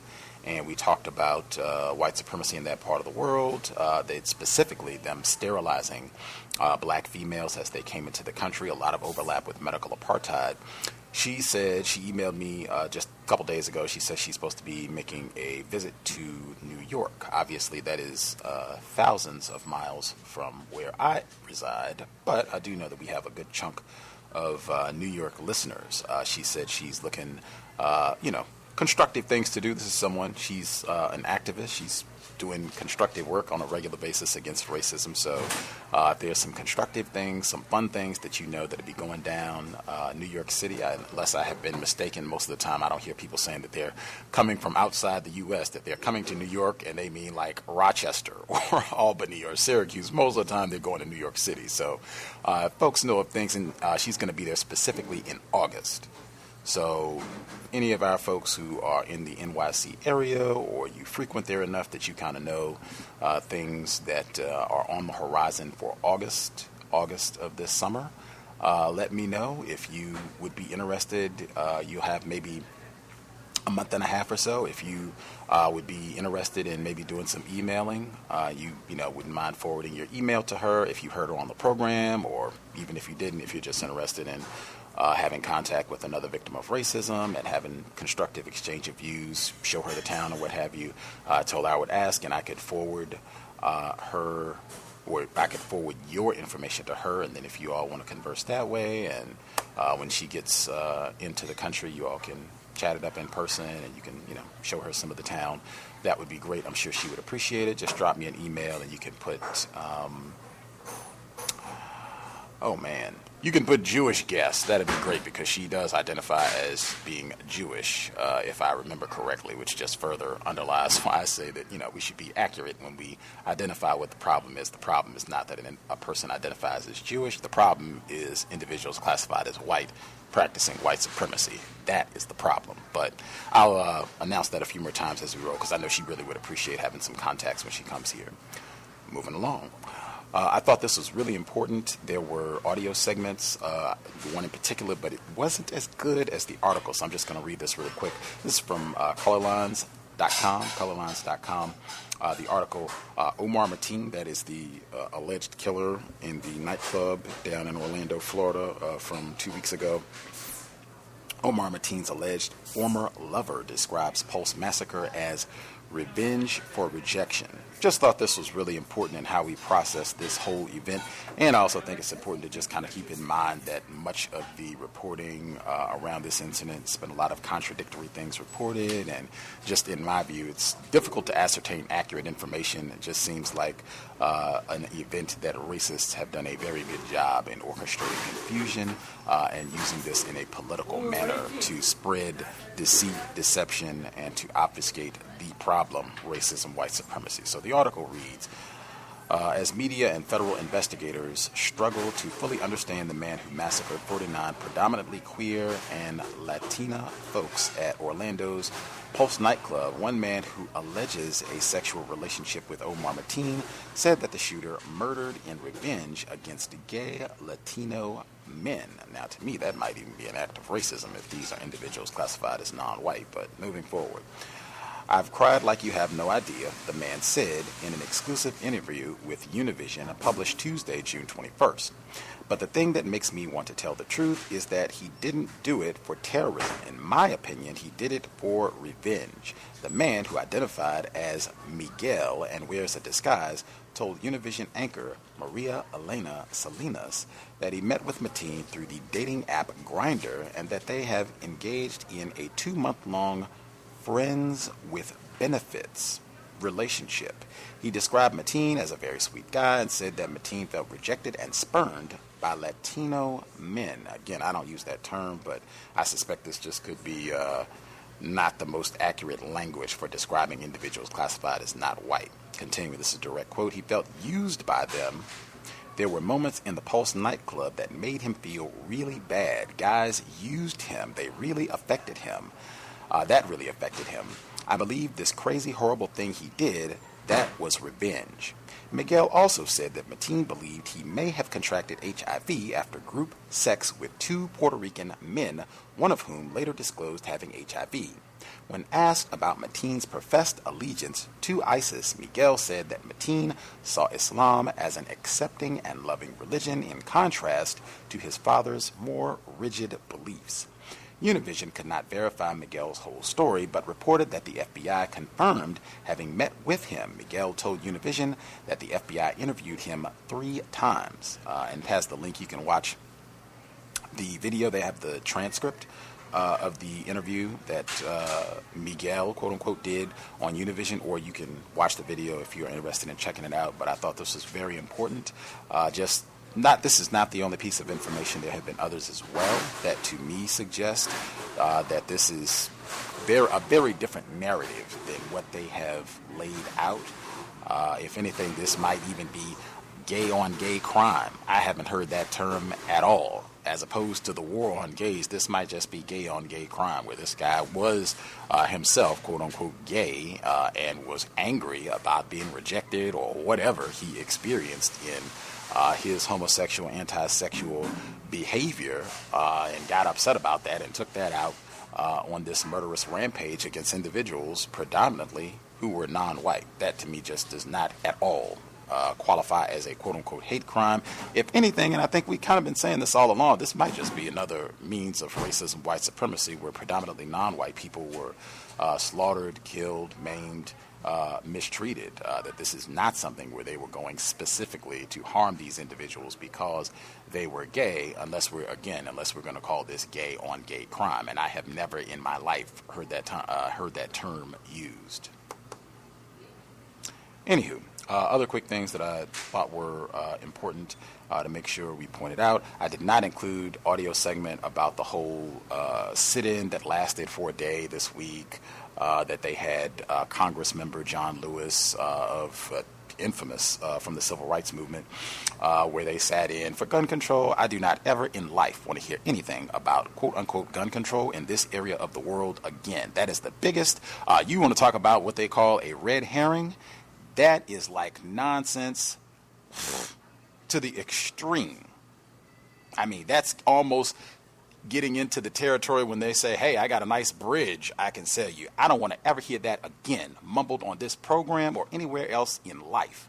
White people are not ever, ever, ever, ever, you can add one more, ever going to pass any legislation at all about confiscating firearms, weapons from whites in this part of the world. You are never going to see that happen for any reason. I don't care how many schools they shoot up, burn down. They can shoot up the McDonald's. They can shoot up 20 churches. I don't care what they shoot up. They are not going to take firearms from whites. If anything, that could be the gun industry that, hey, our sales are sagging a little bit. Go out there and tell them that they're going to pass legislation to take their guns away, and that'll ramp scales up, because I've seen reports repeatedly that that's exactly what happens every time that somebody mumbles that nonsense that, oh my gosh, they're going to take our guns. That no good Obama is going to pass it. Bam.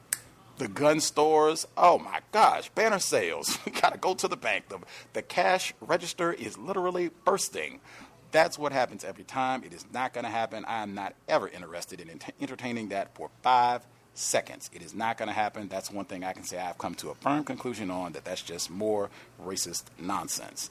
Moving forward, There were a couple other things that I was going to catch in, but I can kind of sprinkle those in as we go. The last thing, just the segment that you heard about the black male teacher that had endured all of these racist insults and seemed like it had just really terrorized him. That was in Oklahoma, just for geographic location of where it was happening at. I thought of Mr. Fuller since he was born there as well. The number again, 641-715-3640. The code is 564-943#. Press star 6 if you would like to participate.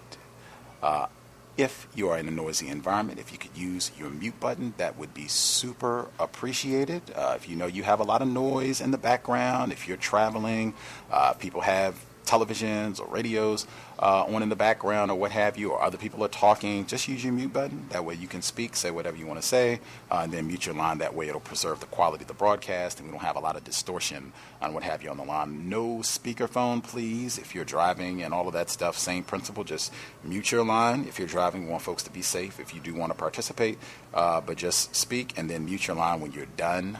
That way we don't have the echo and all that in the background as we're trying to discourse. No metaphors. I feel like I have to say this really slowly and several times because people continue to insist that I've said no metaphors at all, or you can't use metaphors on the cows ever. I have not said that. What I say every compensatory call-in is no metaphors for this specific broadcast, the compensatory call-in. I don't say anything about metaphors on any of the other programs, and I use them myself.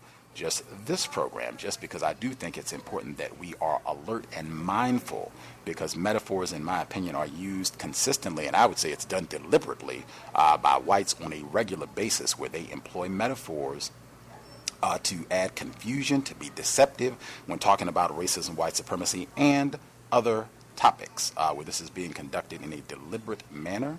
And I think it's very important that we be aware of that so we are not confused. I think a lot of times non-white people, we use metaphors when we're talking about racism, white supremacy. Sometimes it's just out of convenience. When you are speaking extemporaneously, sometimes it can be difficult to get the exact wording in terms of how you want to articulate your views about racism or counter-racism, and sometimes just a metaphor, and particularly if it's a metaphor that everyone has heard or is familiar with, that can be an easy way to express yourself. That's something, in my opinion, we need to be very careful about. Unfortunately, the system of white supremacy has contaminated our thinking and sometimes our reflexive responses, our reflexive grasps at metaphors or ways of communicating a lot of times can reinforce white supremacy. And just very simply, a lot of times the metaphors are inaccurate. The two things that are being compared or contrasted, they are not equivalent. And just that right there is adding confusion and being inaccurate in the way that we talk about racism, white supremacy. Let's strive to be accurate. You do not need metaphors to communicate. Strive for accuracy. For this program specifically, no metaphors. Thank you kindly. I appreciate it if folks could respect that for this broadcast as we communicate. With that, if you could take about 5 minutes to express your views, that'll give everybody an opportunity to communicate. We don't have the workplace racism segment here anymore, so we should have lots of time for folks to share their thoughts. All the folks who dialed in who have a hand up should be with us. Feel free if you have commentary you would like to share.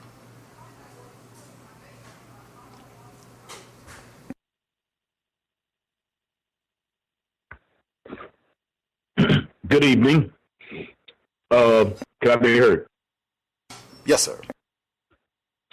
I just have two things. I actually expressed them to you earlier this week on Wednesday. I'll just read it as I posted it on your Facebook. Two interesting cases here in South Florida. First, at a high school, the exact name of the high school was Cooper City. At a high school, baseball player decided to haze, bully, rape prospective teammates with the condonement of one of the coaches. Basically, on the news, it had copies of of their text messages, and the coach was actually chastising the victims to take it like a man. One of the anti-sexual maneuvers that was being done to them was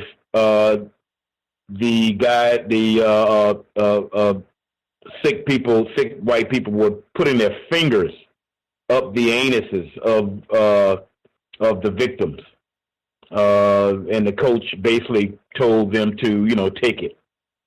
I haven't heard anything else on the story, and it hasn't been really talked about a whole lot down here. The reason why the white racist part of this case has me thinking about the anti-sexual pathology that white people carry on. I'm pretty sure that all people involved were more than likely white people. Based on what I know about the high school, who goes to the high school, and just their general behavior is quite consistent all over the world. The second case was a sobbing, crying white female at Florida International University, which is down here in Dade County. The other case was in a county called Broward County, which is just adjacent to Dade County. And Cooper City High School is about 15, 20 minutes away from my place of residence. But anyway, back to FIU. Crying, sobbing white female on the witness stand explaining how she was raped, fondled by a black male student. Mind you, she invited him into her room, invited him into the room, and when he asked to give her a hug or something, rather. The jury, I could have sworn that he was going to get convicted just off of that alone, because we know how dangerous white females are. And a white female crying in front of people really gets people's attention, unfortunately. But nevertheless, this was the news said it was an all-female jury. I would bet you that all-female jury, probably most of the jurors probably were black females. I can't say for sure, but it'll be my guess that most of the jury was black females. I also suspect her roommate. She mentioned about a roommate that she didn't get along with. When asked about why didn't you report the case on a sooner basis,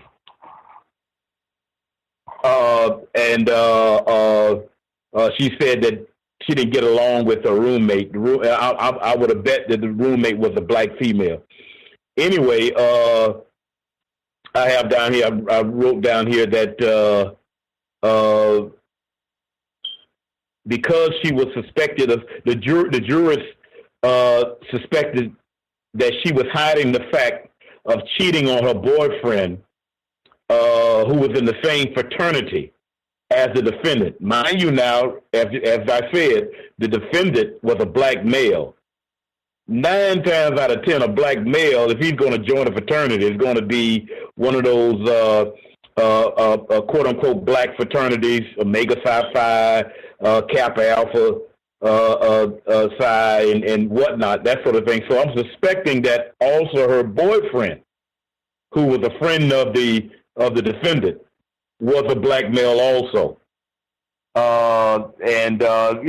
Just all way interesting case. But anyway, this black male was ruled not guilty on all charges.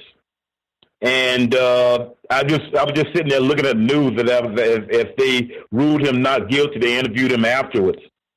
And I just hope that he answers to his wake-up call, unlike Mr. Renthal James Simpson. And that's all I have for. Thank you.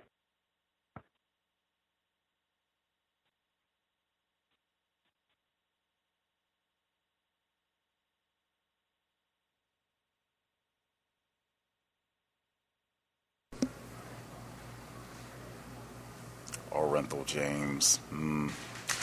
Fascinating indeed. The other folks that we have not heard from, if you all have commentary, feel free. Line should be open. Can I be heard? Yes, sir. Greetings to you, Gus. Greetings to the firefighter in Florida and all the other callers and listeners. I wanted to touch on first the clip with the black male whose sister was a police officer in the Internal Affairs Division.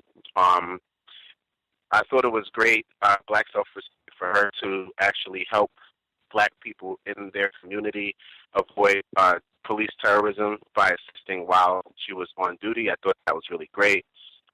One thing that I found kind of showed her brother's better understanding of the system, and her lack of understanding of the system was when they got to the point where they discussed her first telling her brother about her transitioning to go to school to become a police officer or go through that process. And she, when her brother said to her, did you feel like you had to take sides between basically your community, your family, versus the blue wall of silence, essentially, is what I guess he was referring to. I would say just I guess her taking sides, in a sense, I guess, against her own community for the police department, to not use, I guess, a metaphor. I'm sorry about that. And when she said that she did not feel that she was taking a side, I just found that really exemplified a serious lack of understanding of the system.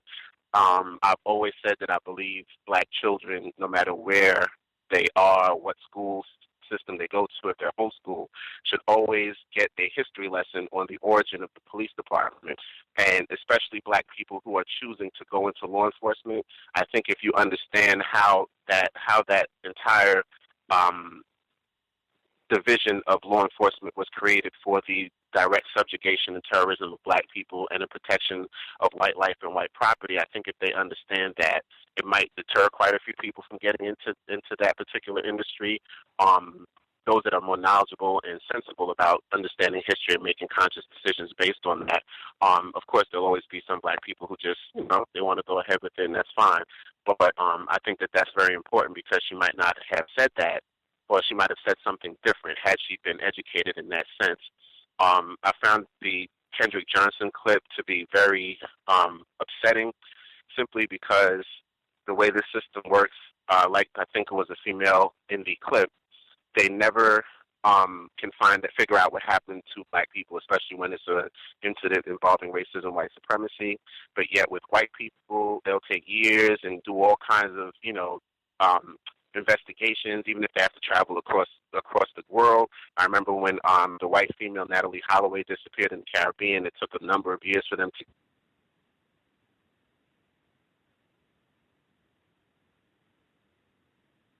never do when black people are killed. And I just found that to be very telling. I feel seriously, I pray that his family can work through that on an emotional and spiritual level, because I know it's really tough. Also, I just wanted to touch on I did send you an article recently, Gus, regarding there was a safety board that recently okayed the first CRISPR trial to genetically alter humans. So they're definitely moving forward with that. It looks like it started in China, where they started to make changes to different embryos, and they said that 28 of these embryos were successful. And also, they also had in another article, it says the world's first genetically modified babies will graduate high school this year. And I'll just read the first paragraph. It says, remember the sci-fi thriller Gattaca? For those who never saw the film and or eschewed all pop culture in the late 90s for some reason, it was a popular movie that came out in 1997 about genetically modified human beings. Now some literally genetically modified human babies born that same year are entering their senior year of high school. So essentially, they started it back then. I've always said that whenever you see any sort of technology that's displayed by white people, normally that means that for years they've already been doing those things. They just have not told the public. And that's, I guess, the first concrete sign of that being the case. And I will stop there and allow someone else to speak. Thank you very much for taking my call, guys.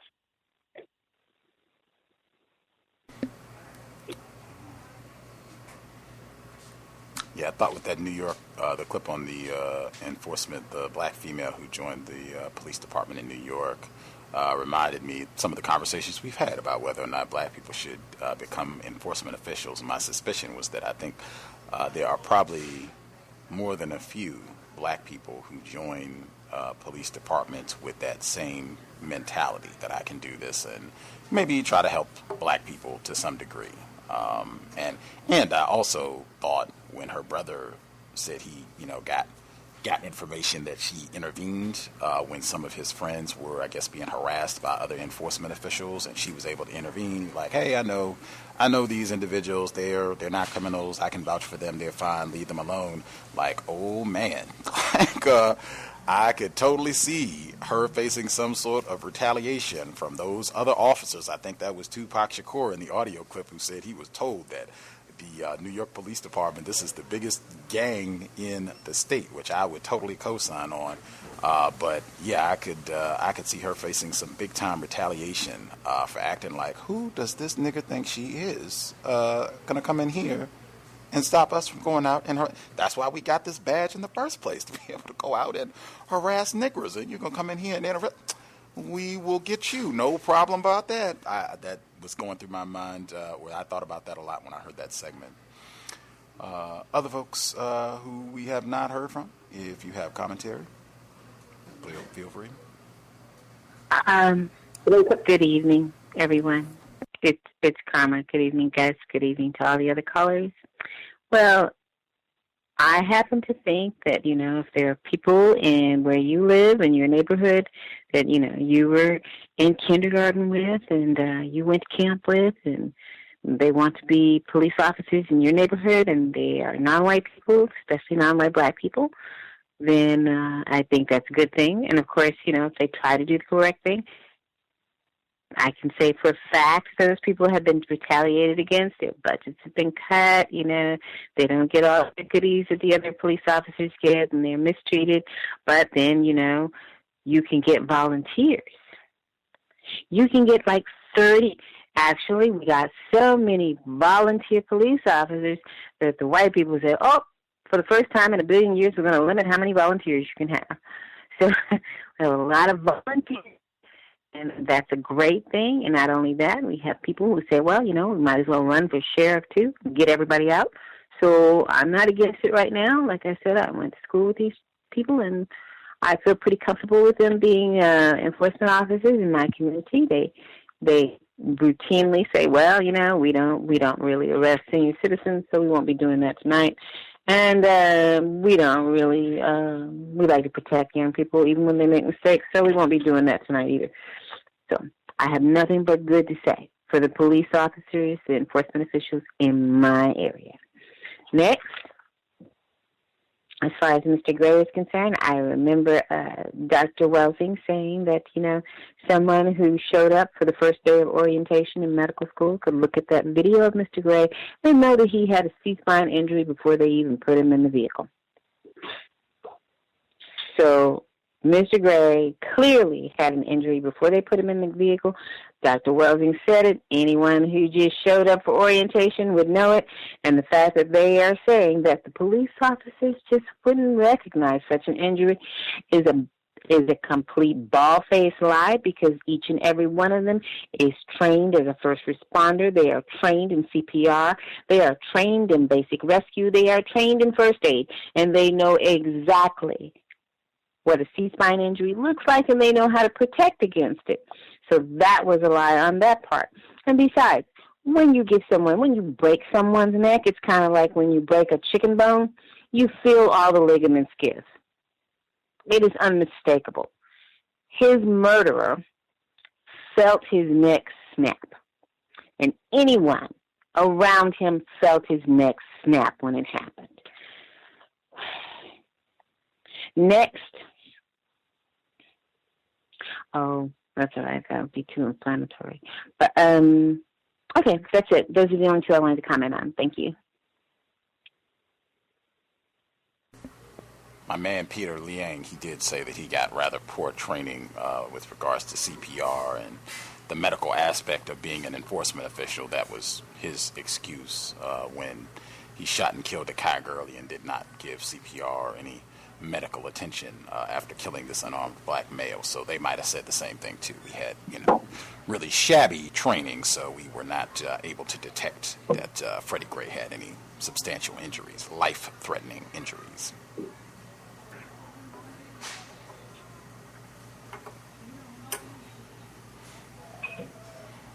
Other folks that are with us have that we haven't heard from have comments, observations they wanted to share. Yes, can I be heard? Yes, ma'am. Hello, greetings, everyone. This is Puff. Just want to make a quick comment and bring up a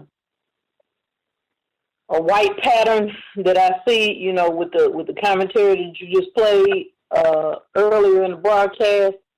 They're closing a lot of these cases, and after the hoopla, after the first, it seemed like that's a white pattern where a person is murdered, and then a black person is murdered, and it's obvious, and so they assuage the details of that, and then they wait until it's until the public is occupied with other topics and things that have been going on, and then they quietly resolve those cases. In other words, they close the cases without, and with white impunity. And, there just seems to be a white pattern there. And to me, the 10th area of activity should be the media, in my opinion, because that's the biggest tool of white supremacy. It seems like, because people all over the world are seeing those images, and and just like last week with the people that called in, they want to know about what's going on in America, and unfortunately, it just seems that blacks can't get justice. With the civil rights workers here, that was on the news earlier this week. And what's also been going on in Mississippi is that Jackson's district attorney has been indicted. They trying to get him out of office, look like. And, they trying to railroad him from some trumped up charges or whatever. And it seems like they're trying to get him out of office, just trumping up something, to run their agenda. We won't know. It's like my dad says, it's white folks' business.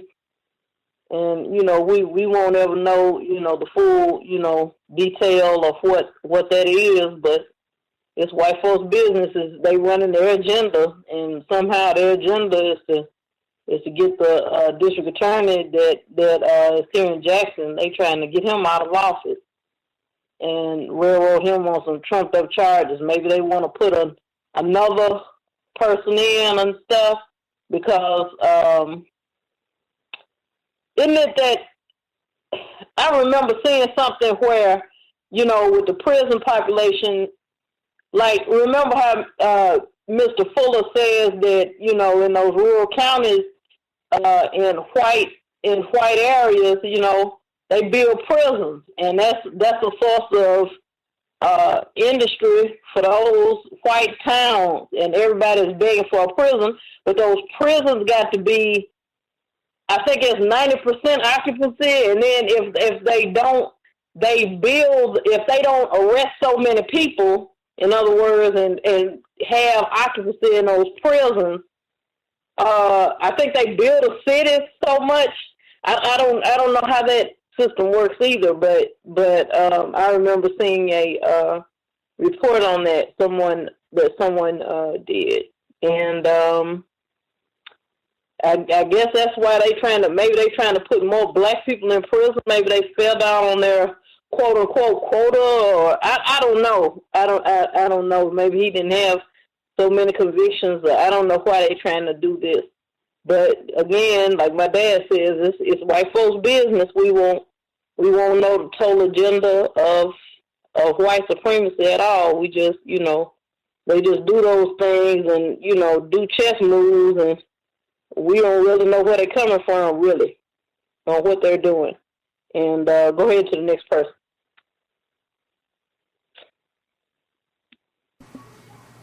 For sure. I know Dr. Kanban has talked about that a lot as well. You were saying, Mr. Fuller, talking about they use the prison system as a means of welfare for whites. I think that's the way Dr. Kanban references it as well, on a regular basis, that provides jobs and really can, much like the plantation era of racism, white supremacy, one and the same, just upgrade, if you will, but the whole town will be built around that prison structure and keeping these non-white people, mostly black people, in greater confinement. All the other folks that dialed in with a hand up, if we have not heard from you, if you had commentary, feel free.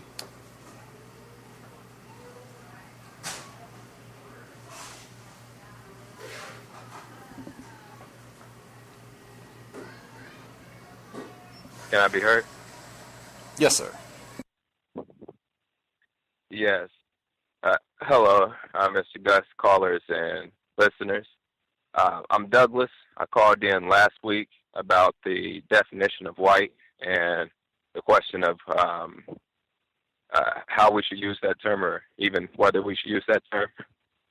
I wanted to talk about the Brexit, where Britain is leaving the EU.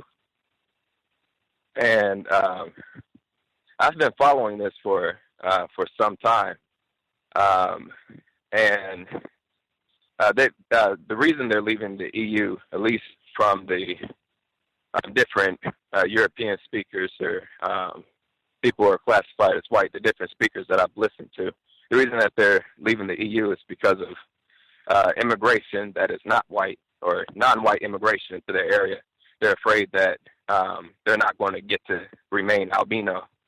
And so they had a whole lot of complaining, especially around like between 2010 and 2012, a lot of complaining about their birth rate. Their birth rate, the last I heard, they would say that it's at 1.38, which means they're having too few children to replace themselves. So they're losing their population numbers. And this is what Dr. Wilson was talking about, the fear of genetic annihilation, is that, you know, eventually there's not going to be any more people who are the group of albinos that came from Europe, from an albino colony in Europe after the last ice age. You know, they're going to cease to exist in the genetic deficient state of albinism. But I wanted to mention that that's the biggest push for the Europeans or the albinos in Britain. The biggest push for them to leave the EU is so that they can remain albino. And Dr. Kanban, to his point, he made a point before that there's one solution. Like there's a solution to this problem, this quote unquote racism or white terror domination, or however you want to define it. Albino supremacy, or however you want to define it.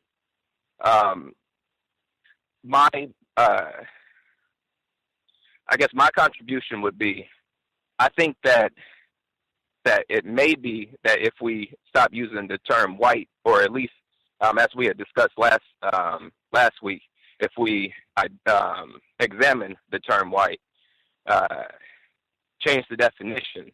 But even I would say you can change the definitions, but also, which I've heard a lot, which is good, incorporating the term or the phrase individuals who classify as white. I think if all the black people did that, we could actually solve this problem, because everything else I see that we could do has already been checkmated. But they don't have any defense against not being white. Like if you stop calling them white, there's no defense against that. Even when I listen to the white supremacists, their different radio stations, they'll say their last defense is the term white, or is that they are white.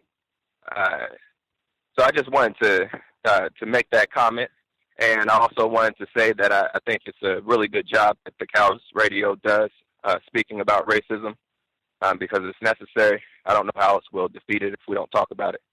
But all right, thank you. I'll leave my line.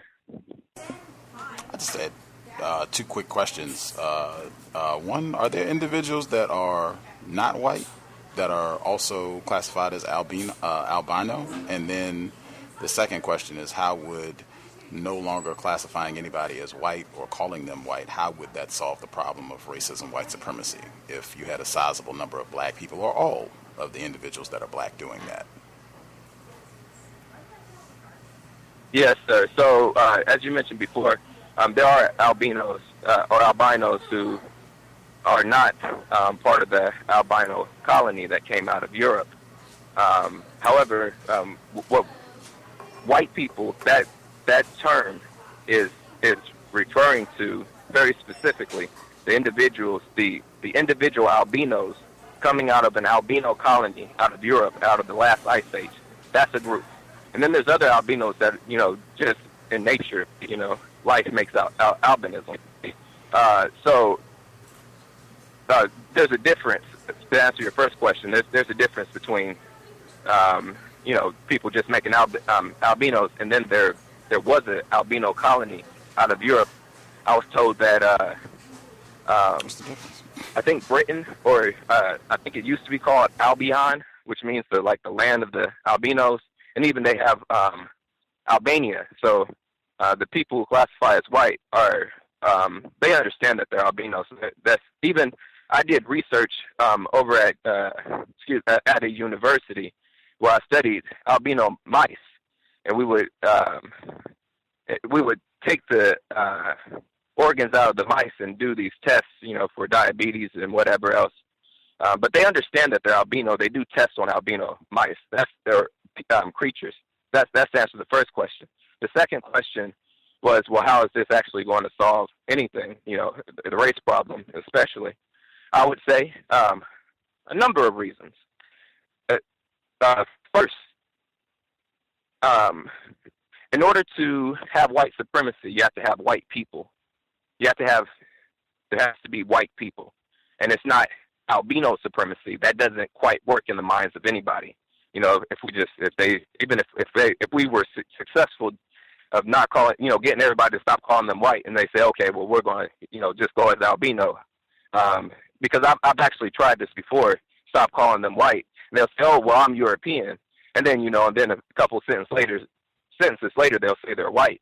But they want to be white. That's the thing. That's the key. They really want to be white. Even Dr. Welsing says what the 4 most important words was in this order: racism, white supremacy, and nigger. It was in one of the broadcasts from the C.O.W.S radio, but white being one of the most important words. And so another thing is, you have to, as far as white is referring to the state of, for Europeans, it's referring to the state of albinism, a genetic deficient disorder, where you can only recreate albinism if you have another albino. You have to have 2 albinos mating, or somebody with regular genetics has to have the albinism trait or something like that. So if you stop calling them white, they'll stop wanting to be white. They'll stop wanting to. It's like that's actually what helps them to maintain their line of whiteness, is that they're called white. But if you stop calling them white, they lose track somewhat of what they're genetically supposed to do in reproducing whiteness or reproducing albinism, because it's a state of albinism that's actually giving them their power. I know that it'd be hard to explain in a very short period of time, so I'm going to close my line. I just wanted to say that the women make the decision ultimately of whether white people will continue to be reproduced. If the women don't want to be white, then, whether they mix with the, God forbid, they mix with a non-white person, they stop being white. Or if they just, choose to not produce a white person, stop producing albino people. That's an option. But just like, I'm not going to use metaphors. But anyway, that's to answer your question directly. There's more evidence that I could use, but that's what I'll say now. Thank you. Okay. I think the first question about are there non-white people that are classified as albino, you did say yes there are, but you said there's a distinction between those individuals and individuals that are classified as white. Got that. The second question in terms of how would non-white people, or if it's just black people, if they stopped classifying these individuals as white, that would go about solving this problem. That was not, to me, it did not seem logical. I think there's evidence that there have been substantial periods under racism, white supremacy, where non-white people were not calling these individuals white. We didn't even know what language they were speaking. There were difficulties in communication, as they say, and they were still dominating, practicing racism, white supremacy against the people that they said are not white. And I don't see any evidence now if all of us just said, well, we're not going to call them white. We're going to call them something else. Albinos, same thing we're talking about with black. We can make up new terms. I just didn't hear anything logically as to how, to me, it definitely does not make sense that white people would get confused about what they're supposed to be doing on the planet with regards to white supremacy just on the basis of non-white people no longer calling them white. That, to me, in my brain computer, does not make sense at all in terms of that, how that would confuse these individuals so that they are no longer straight about what they're supposed to be doing on this planet. That, unless some other folks, if they got it, great. But for me, that did not make logical sense. And you did say it's difficult to explain in a short period of time, though.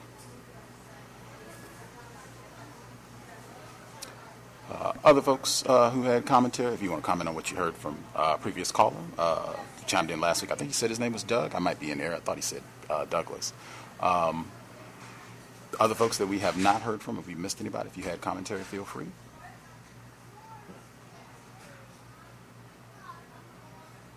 Can I be heard? Yes, sir. Yes, greetings to Gus, the host, the listeners and callers. I had a few things I wanted to comment on from both the audio segments and other observations I've ran into or discovered this week. Well, the first from the audio segment about the guy that was talking about the billboards, Make America White Again. Like, there was people pointing that out. I noticed a couple of months ago when it comes to spotting and detecting code words and phrases. Like, I noticed on one article, one of the people in Britain or England used that in a sign, Make Britain Great Again as well. So that guy had on a hat. I think he was in Tennessee, and it had the, like an acronym, WWFFD, and I had looked it up. I believe it stands for What Would the Founding Fathers Do? And it sounds like it's connected to the Christian anagram, well, not anagram, but acronym, What Would Jesus Do? And I had looked at an interview, and he was basically saying, it sounds like he was basically mentioning genetic annihilation, saying that, well, this county is 98.6 white, and he said the social engineers are trying to use government subsidy and federal housing programs to forcefully integrate this county. He said that in another interview, and he was just basically saying, you know what, when it comes to them being offended, why don't they just get over it, like he said in the clip. And he said, I'm just offended by things too. He said the world is offensive, and he was speaking in a lot of cliches, it sounds like to me, and he wasn't being very specific in regards to the accusations of racism, but it just seemed like he had a concern about, the white collective and how we're going to reproduce, basically. Like, he didn't say that, but that's how I interpreted it. And second, there was it was a Black Lives Matter protest. It was a little while back, maybe like a month and a half ago. And it's this person who classifies as gay. And like to connect this with the Orlando shooting, like Gus had mentioned, most of the victims are non-white, but they don't seem to really be pointing that out in the media stations, news stations. And there seemed to be this thing with the LGBT trying to take advantage of that, primarily the white LGBT community, and just misusing it for their own racist purposes. This guy, I guess he calls himself a quote-unquote Republican or conservative commentator. He was saying a lot of tacky, trashy things to these Black Lives Matter protesters. They came in and they interrupted an event, and the white people there, they called the police on them. And as they were just demonstrating, like just standing before the stage, the white guy, he was basically saying, you know, y'all can stand here all you want. You're going to be escorted out by the police. So the police comes in there, and, you know, he's saying a bunch of just random things on the microphone, saying, you know, you're about to contribute to the minority statistics or the black statistics that they get locked in the penitentiary, you know, just basically going into the stereotypes. And he also said that I see some of these black women up here, you know, I just think they're just mad because I had sex with their brothers. And then he said it again, and then all of the white people started clapping in the audience. So he was saying a bunch of comments like that. And I forgot what the guy's name was, but I guess he was upset with the university because this was on a campus. So I guess he asked for his refund back for him to make an appearance on some kind of show there. And lastly, there's this guy, I think up in the New York area. He's been, I guess, doing a series of donating, like, I guess, his sperm to helping, I guess, females have babies. And I looked at an article, and most of the pictures, like, they have photographs of the females that had offspring with his DNA or whatever, and these overwhelmingly look like black females. So he's posing on like 4 or 5 different pictures. This guy's name is Ari Nagel, like ARINAGEL. So he was on an interview, and one of the anchors conducting the interview was a black female. So he was basically saying he has 22 children that he's done this, like going to the sperm donor clinics. So this is, in my opinion, looks like a white person.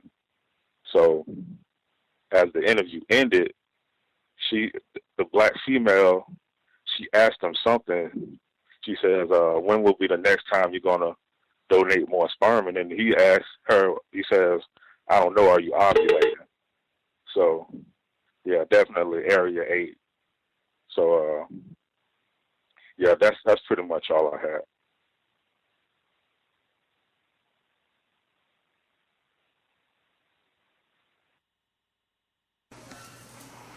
Woo! Doesn't get any better than trashy. Caller in Michigan, did you have commentary you wanted to add? May I be heard? Yes, ma'am. Good evening, Gus, and to the other callers and listeners. I just had a question, and I was just wondering if anybody can just give me some feedback. My question was, how do you, as a victim of racism, white supremacy, maintain balance in your life? I find myself just struggling for balance. I have, I'm minimizing contact with a lot of people. My thinking and my thoughts are just totally different from a lot of the people that I typically would associate with.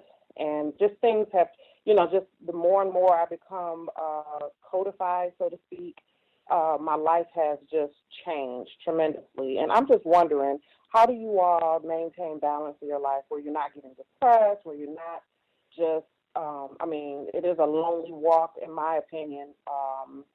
It's pretty sad, but I'm just wondering, how do you all maintain balance? Anything that you all could share, offer, just would be appreciated. I don't think it's possible. Certainly other people can give their view on this one, but I don't think it's possible. We're talking about a universe that is catastrophically out of balance because of the system of white supremacy. So I don't think it's possible. I think just recognizing that, I think, number one, I think it becomes even worse. I think things become even more out of balance, unhealthy mentally, spiritually, all the way through, not recognizing that, acting as though, hey, things are great.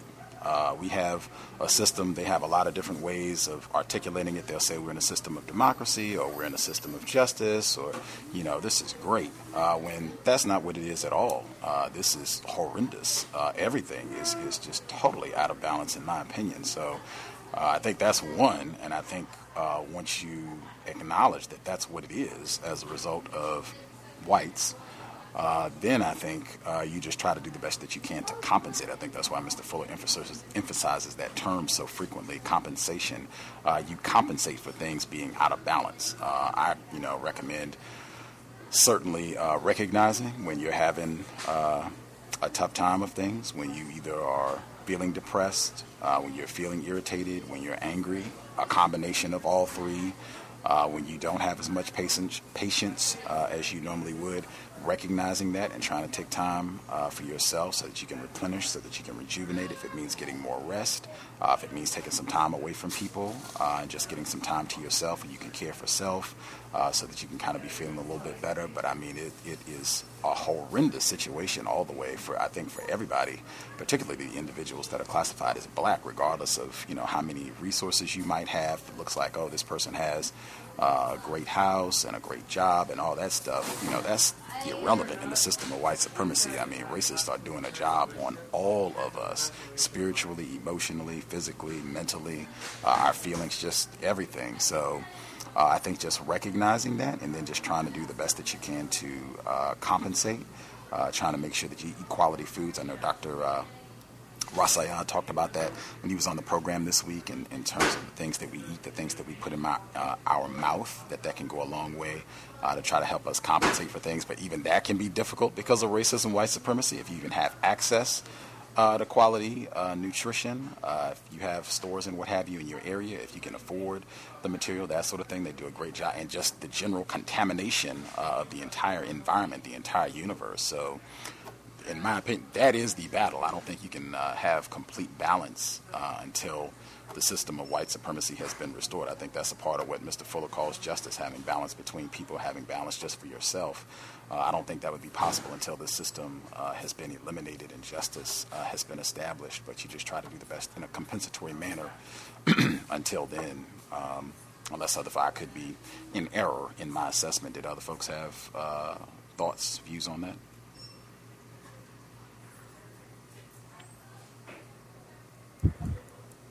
Can I be heard? Yes, sir. Yes, for me, I would say that what helps me the most is regular meditation. I practice Kemetic spirituality, and that's been a big boost for me.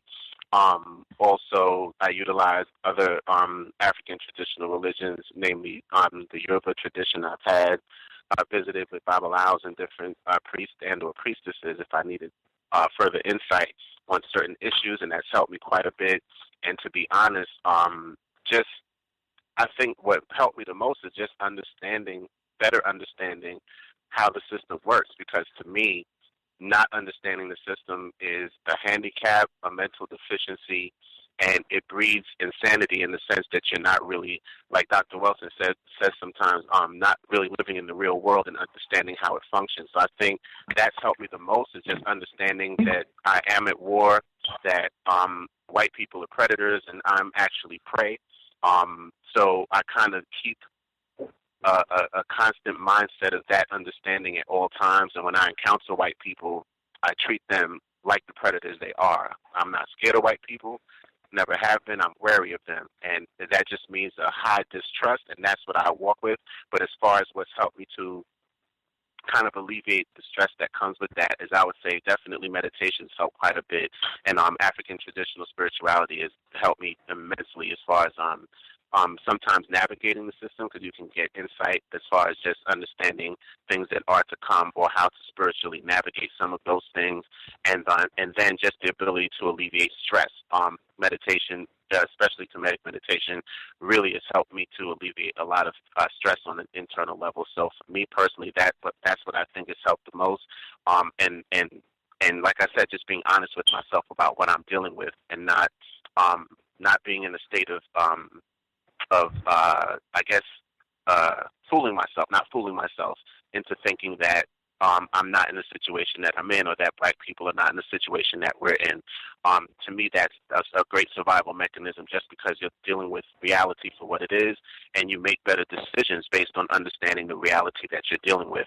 I think the people who tend to suffer the most are the people who somehow believe or convince themselves that they are not in the system of white supremacy, or that racism doesn't exist anymore, or those people who tend to go along to get along. I think there's very high stresses that come with that, in a way that that not that you're not going to get stressors if you're dealing with reality. It's just that how you navigate those stressors, I think, is tends to be in a more balanced way if you have that full understanding, and you have a spiritual, some sort of spiritual access to kind of balance that stress. That's for me personally. I don't know how that would function for other people, but that's my personal take.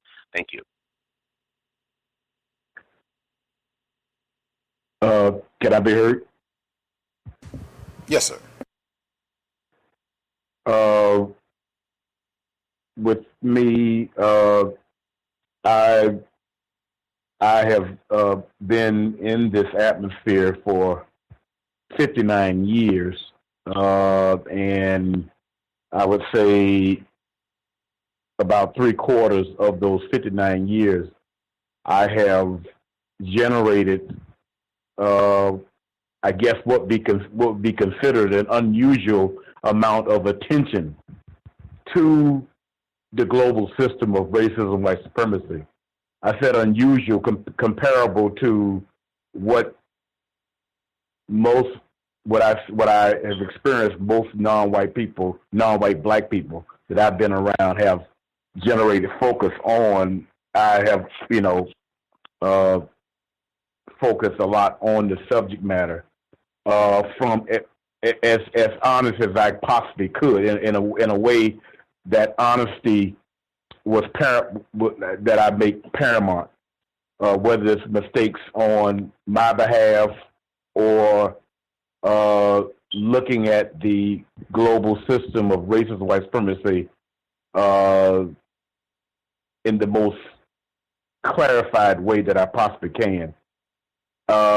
So that basically keeps me in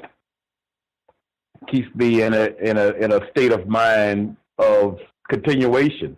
I spent a great deal of amount of time around a lot of younger non-white black males through the venue of athletics. I've listened to the distaste of a lot of the callers about athletics, and rightfully so. But nevertheless, in the involvement that I'm in, I basically spend a lot of time around. It gives me a chance to spend a great deal of time around non-white black males, as coaches as well as the teenagers that I deal with as much as I want to. Actually, I could be calling some of them right now if I wasn't listening to the program, as I do. So those are some things that kind of like, it keeps you generated in a constructive manner. And I'm fortunate enough to have other non-white black people who I know personally that we share views. We do at least those four things that Mr. Fuller mentions about. Well, with myself and others, we do the part of sharing, exchanging views, and sometimes it also would come down to a interaction as far as fixing, repairing, or cleaning something of constructive value. Those things are very important, and it keeps you generated in a constructive manner, and it also keeps everything with clarity and honesty, and you just busy yourself from that standpoint. And as I hear a lot of people say, moving forward, so to speak, and it keeps everything very healthy. Of course, you still are angry. You're darn right, angry about white people and the position that they choose to be in this equation. Yes, but if you balance it off by, as I mentioned, working, engaging, and at the same time staying focused on the global system of racism, white supremacy, what it is and how it works, it kind of like cuts down on the aspects that the caller was concerned about, rightfully so on her behalf. I definitely can understand on where you're coming from on that, but maybe some of those things that I brought up would help you in that light. There are plenty of callers that you could even exchange, leave your whatever means of you choose to try to get in contact with them on, do it. And, that can also be something constructive because, like I said, that's exchanging views. It can go beyond just his program as far as that's concerned. And that's what I have to say about that. Thank you. Folks want to respond to the question. That's great. I just want to try to include as we respond to different questions that have been posed that are more open to everybody participating. The other people that are with us that have not shared yet, we can grab you all as we go through the question. All the folks that are with us that have not responded yet, if you have a hand up, feel free. If you wanted to respond to the question from our caller in Michigan, you can do so. And then if you have your own commentary you want to add to that as we go, that's great. Anybody that we have not heard from? Can I be heard? Yes, ma'am. Yeah, I have a question. The author for the Book of Matt, when is he coming on the program? That is a really good question. I will have to check my calendar, and I can tell you if you give me like 60 seconds. If you want to, if you had other commentary, you can give that, and by the time you finish, I should have the date when he'll be on the program. That was my only question because I started reading the book, and I'm almost done. And I'm like, really now, I really want to ask him some questions. So I want to know when he will be on the program. I didn't even start reading it yet. That's great. And I said for people, the book of Matt or the book of Matthew, whichever it is, but it's the book of Steve Jimenez. That's his name.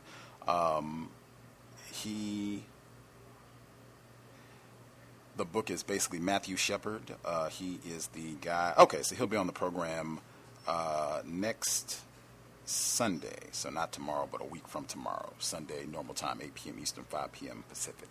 So his book is about Matthew Shepard. That's the white male who, if you've heard when they mention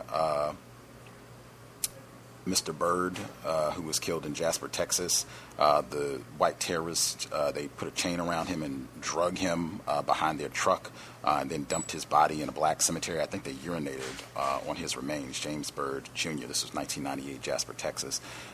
They named the hate crime bill, I think it's called the James Byrd Matthew Shepard hate crime bill. Matthew Shepard is a white male. They say he was gay.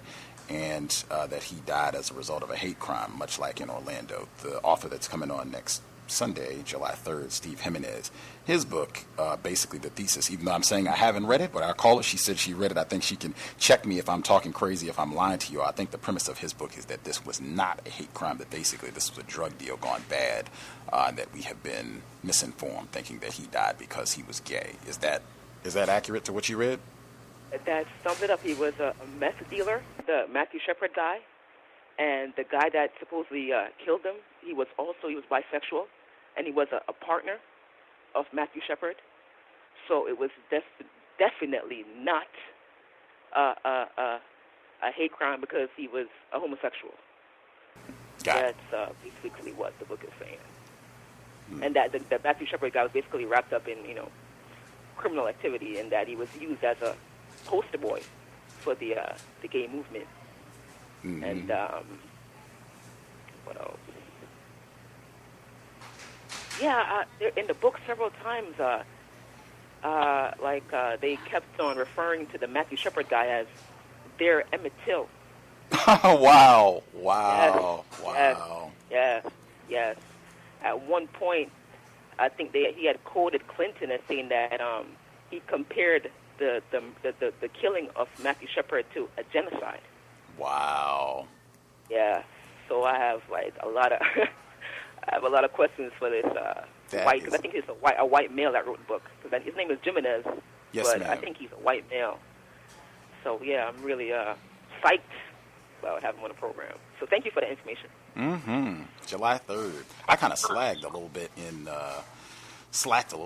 getting him on the program, because I heard, that book has been out for a couple of years. When I heard it, I was like, whoa, that is crazy. And I got it, and I mentioned it on the program, and then I just, I was not on my counter-racist grind saying get to it, but time is right and exact, because that'll be great to discuss that in context with the Orlando shooting, because that could be twice that we've had two of these events that they have really used to heavily promote this mythology that there's some war on gays, and this might be two major incidents where that is not the case at all once you do a little bit more digging, which, again, it might just show the awesome power of the white division of the gay rights army, and particularly with Matthew Shepard. If people remember Jason Collins, this is the black male. He came out, he's recognized as the first openly gay person to play in the NBA. He wore number 98, and that was for Matthew Shepard. He did this in interviews and saying, yep, this is for Matthew Shepard, that's my guy, and what happened to him, and blah, blah, blah, and all this, anyway. And I'm sorry, and the Matthew Shepard guy, too, he also had a black boyfriend at one point. Mm. Yeah, he also had a black boyfriend. Yep.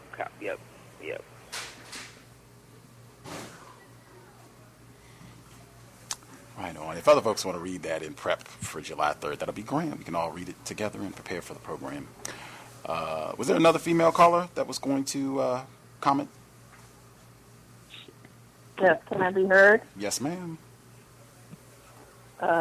Yes, I wanted to touch back to the other caller that was talking about the albinos, I guess, white people in Europe. I was, as he was explaining the situation, and I guess was saying about, differentiating the word, using the word white for albinos, I was thinking more or less, at the end of the day, for white people, they understand that the term white has currency and value. So it doesn't matter if you change the word, it's what they hold or place value on that word. So, you could change the word or, the description or classification of people of European descent or whatnot, but they're still going to have a value. Whatever word you choose, it's just a matter of them placing a value on that word. And to the other caller that was talking about things to do to deal with, I guess, whether it be depression or just dealing and coping with, the isolation of, just having to deal with racism and stuff and knowing what you know. I would say for me, for the past about a month and a half now, I've been amassing a lot of art supplies. I found a local art store that has some really good quality art stuff and supplies and stuff and drafting tools. So I'm in the works of working on stuff like that. I was initially hesitant in buying a lot of stuff because primarily I'm not trying to stay here in New Orleans. I'm from Orlando, so I'm ready to go home. But just to get my mind off of things, and I know how, back then, when I was really, really involved with art, I mean, I pretty much didn't have a social life, but that was okay. I was still happy because I was just in my own little world. But I would just say, just get into, if you got a hobby or something that you're passionate about. Like I said, it's kind of, it's a touch and go thing because, like I said, it's, I don't know. I have my good days and bad days, but it's a struggle.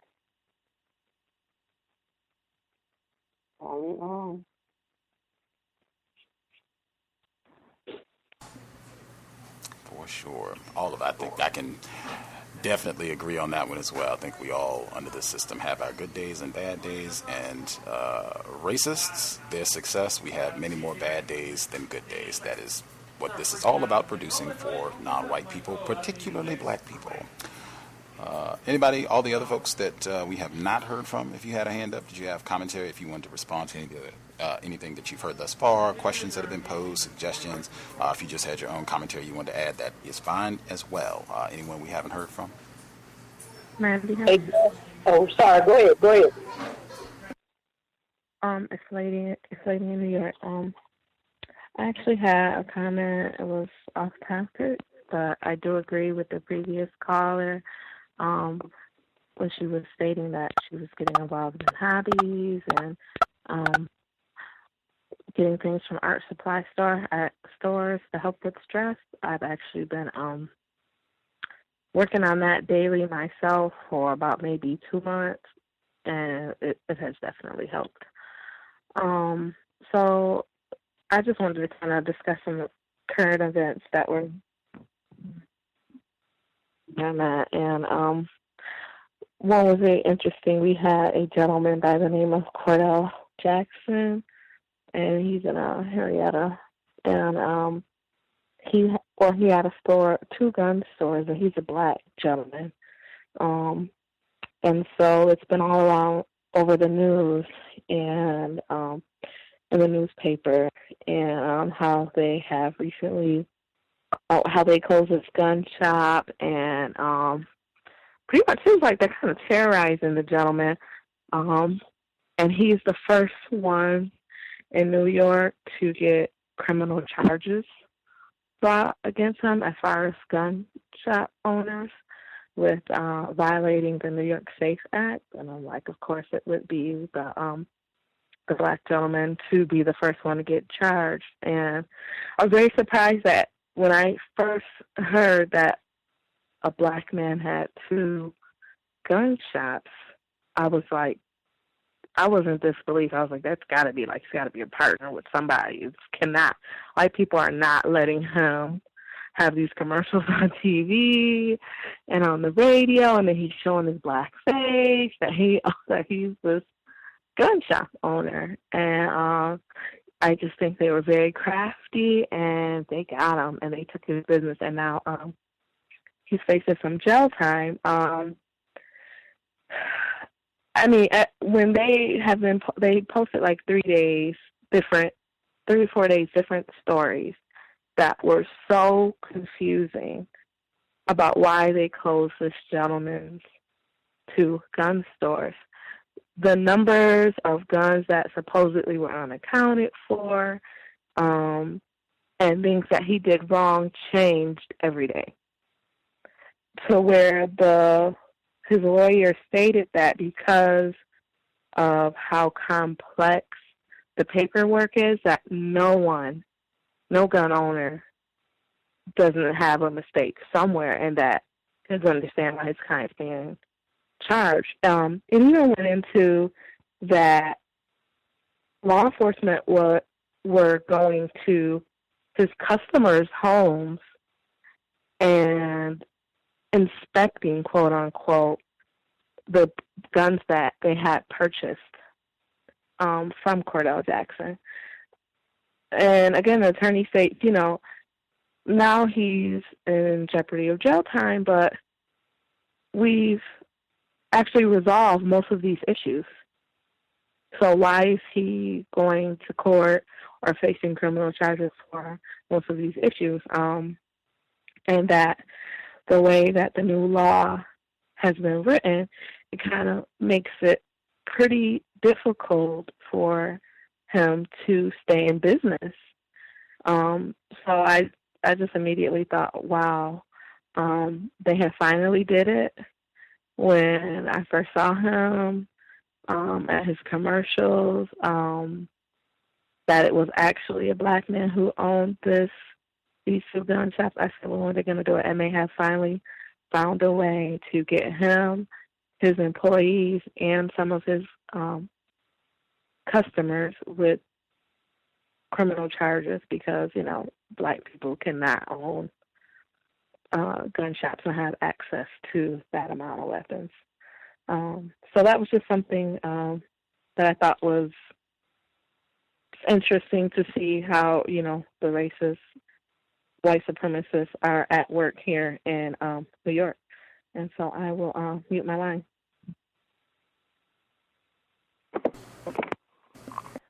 Can I be heard? Yes, ma'am. Okay. I just have a question. I read on Facebook and hear from my friends that black people are going to feel serious repercussions as a result of this United Kingdom thing when it all comes down. And they're saying that we think things are bad now, but things are going to get much worse. Could you or someone tell me about what those repercussions might be or how things could get worse for us? Most of the reports that I have seen right now, they're saying that it's going to take some time to kind of figure out how all of this is going to look in the future as they exit. It's not like they're leaving on Monday. I think they're trying to put a plan together for when they formally exit the EU. This is supposed to take, a bit of time of getting done. Some of what I've seen thus far is in terms of economic ramifications, that this had a bad effect on the economy. They were saying that the stock market took a big plunge on Friday, and it impacted impacted markets around the world. So economically, I could see it having a big impact. It's the sort of thing I would have to see more details in terms of how.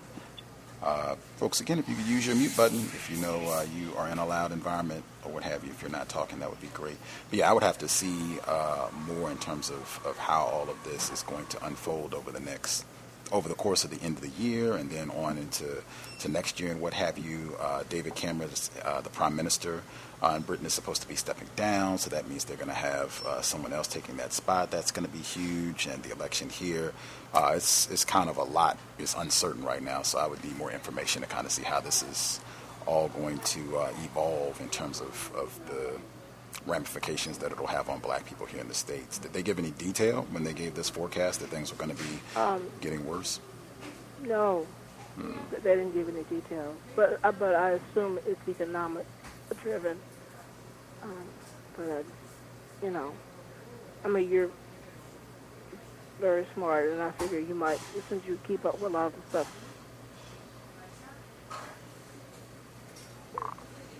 with that. But that's all I have to say. Thank you. For sure. That'll be something to keep an eye on. Was that you, Puff? Yes, I'm sorry. Go ahead. I didn't mean to interrupt. But, it's good. Go ahead.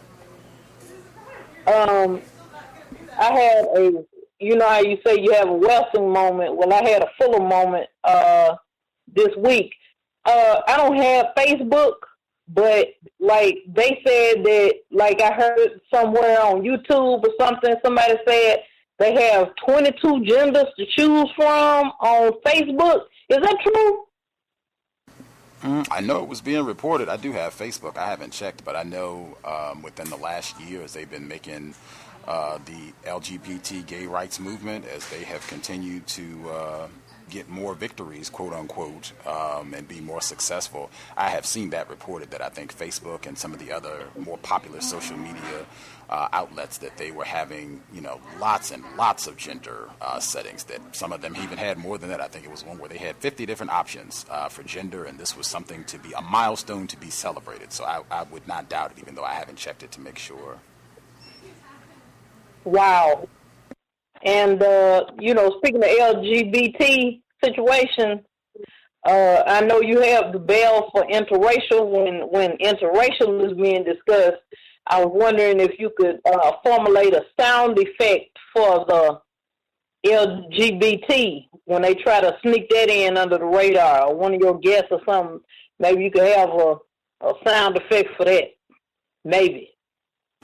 That's a good idea. I have to think on that. Something related to the program. I'll have to think about that. But yeah, that is a good suggestion. I'll just give me a little time to think on it, and I'll see if I can come up with something.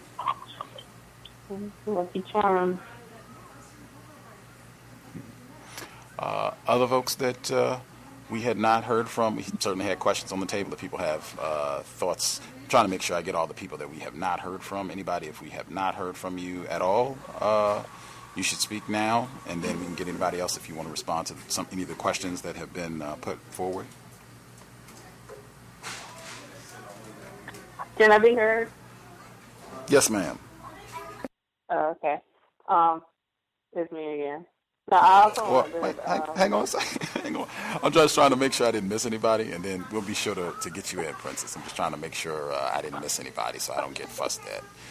Because I get in trouble if I miss folks. They get rather nasty in the emails. Anybody that we have not heard from, if you had a hand up and we have not heard from you. Can I be heard? Yes, sir. Good evening, Gus. Good evening to all the callers. I have a few things I wanted to say. One regarding, I was watching New York One, news channel here in New York City, and they had a interesting debate. It was for Charles Rangel's open seat in the U.S. Senate, or in Congress, I mean. And there was, a white guy. It was Colin Powell, the third or fourth. It was, a couple of black people who's been here for 20, 30 years, and in particular, a couple of Dominicans from the Washington Heights area who have a lot of political power. One, Espinard, who ran against Rangel the last time Rangel got elected, and it was a very racially polarized election. It was like they kind of split the vote.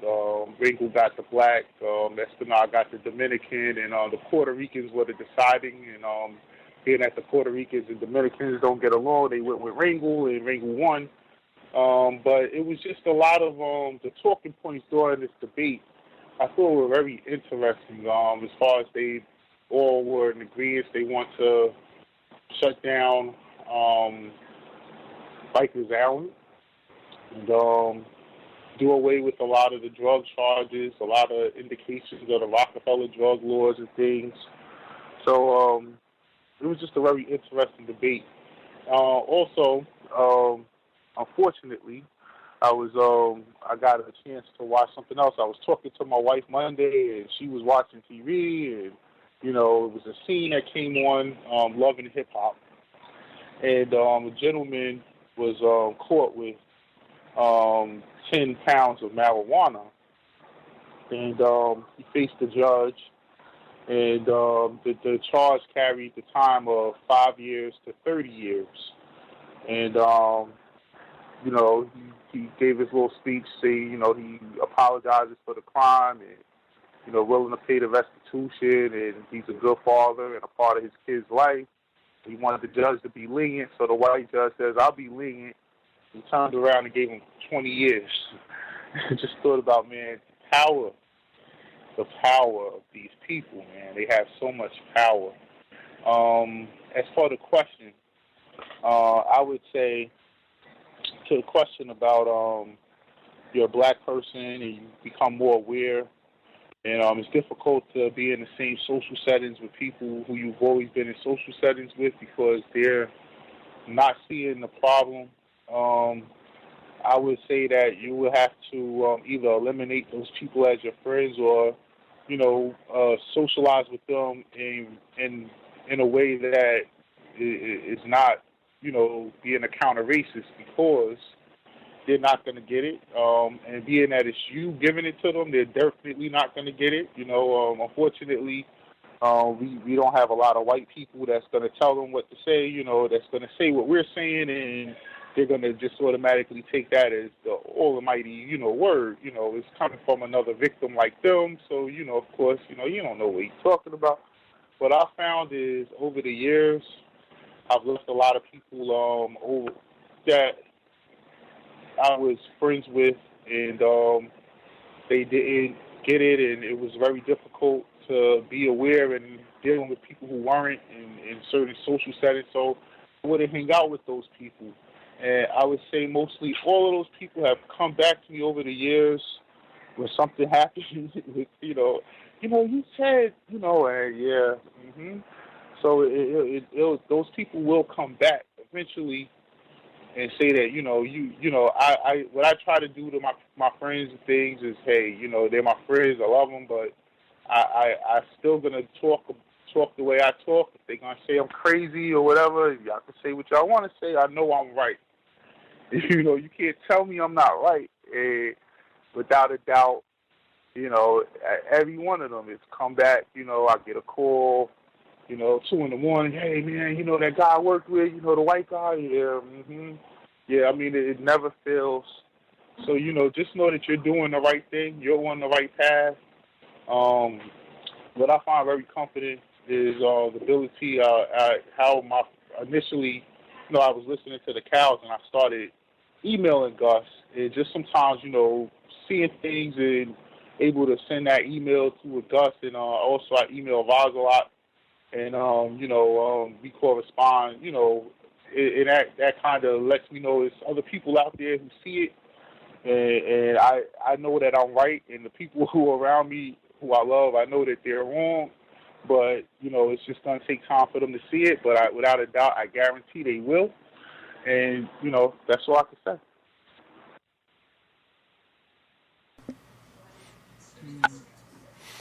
Anybody that we have not heard from, if you had a hand up and we have not heard from you at all, you should speak now.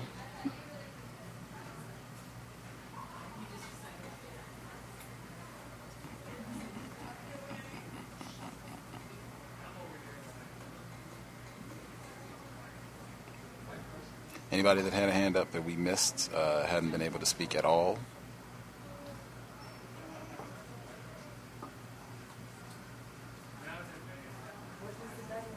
Okay, I will assume that we got everybody who dialed in who has a hand up. I'm not entirely sure. Out of the people that dialed in later in the program, I'm not completely sure, but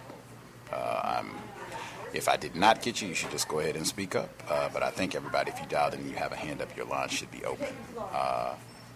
Princess, were you going to comment?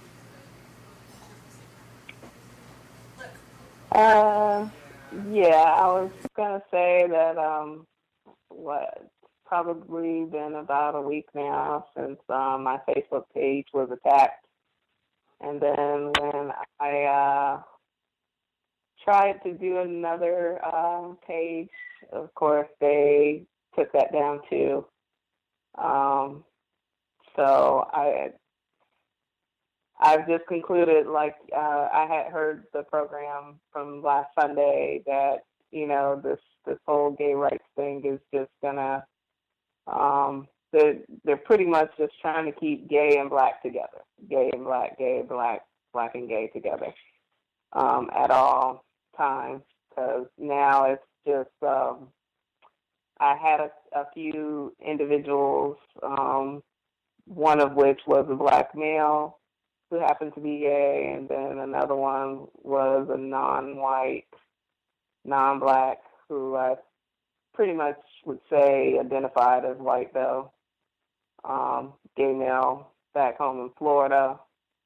And I suspect he was the one that reported my page when I posted a series of clips. And I had the same issue years back when I was on YouTube, but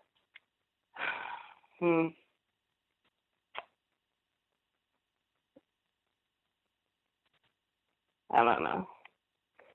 So I'm pretty much, I'm not sure whether or not I'm even going to attempt to continue on going back and forth with Facebook, because they were asking me about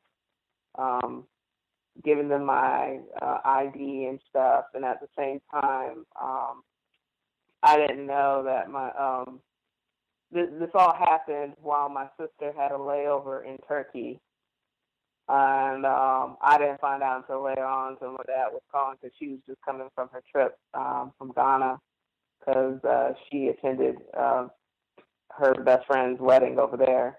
So she had a layover in Turkey when all this was going on. So I'm paranoid, like, okay, was really up. And like I said, my dad works for the government, so I'm just like, oh shit. So, I'm sorry, but but yeah, I don't know.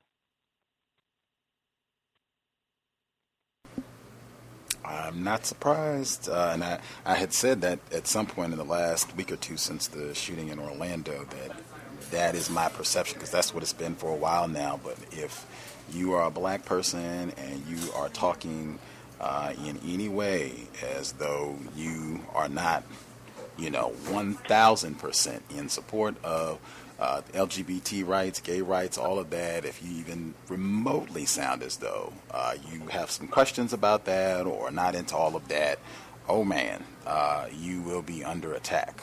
You're already under attack under the system of white supremacy, but that's been a big part of it. As you said, keeping gay and black together, and then also going after black people and saying that we are the greatest homophobes, and any black person that seems like you might not be completely in support of all that they are promoting with gay rights and LGBT this. I did just look at Facebook since the program has been on.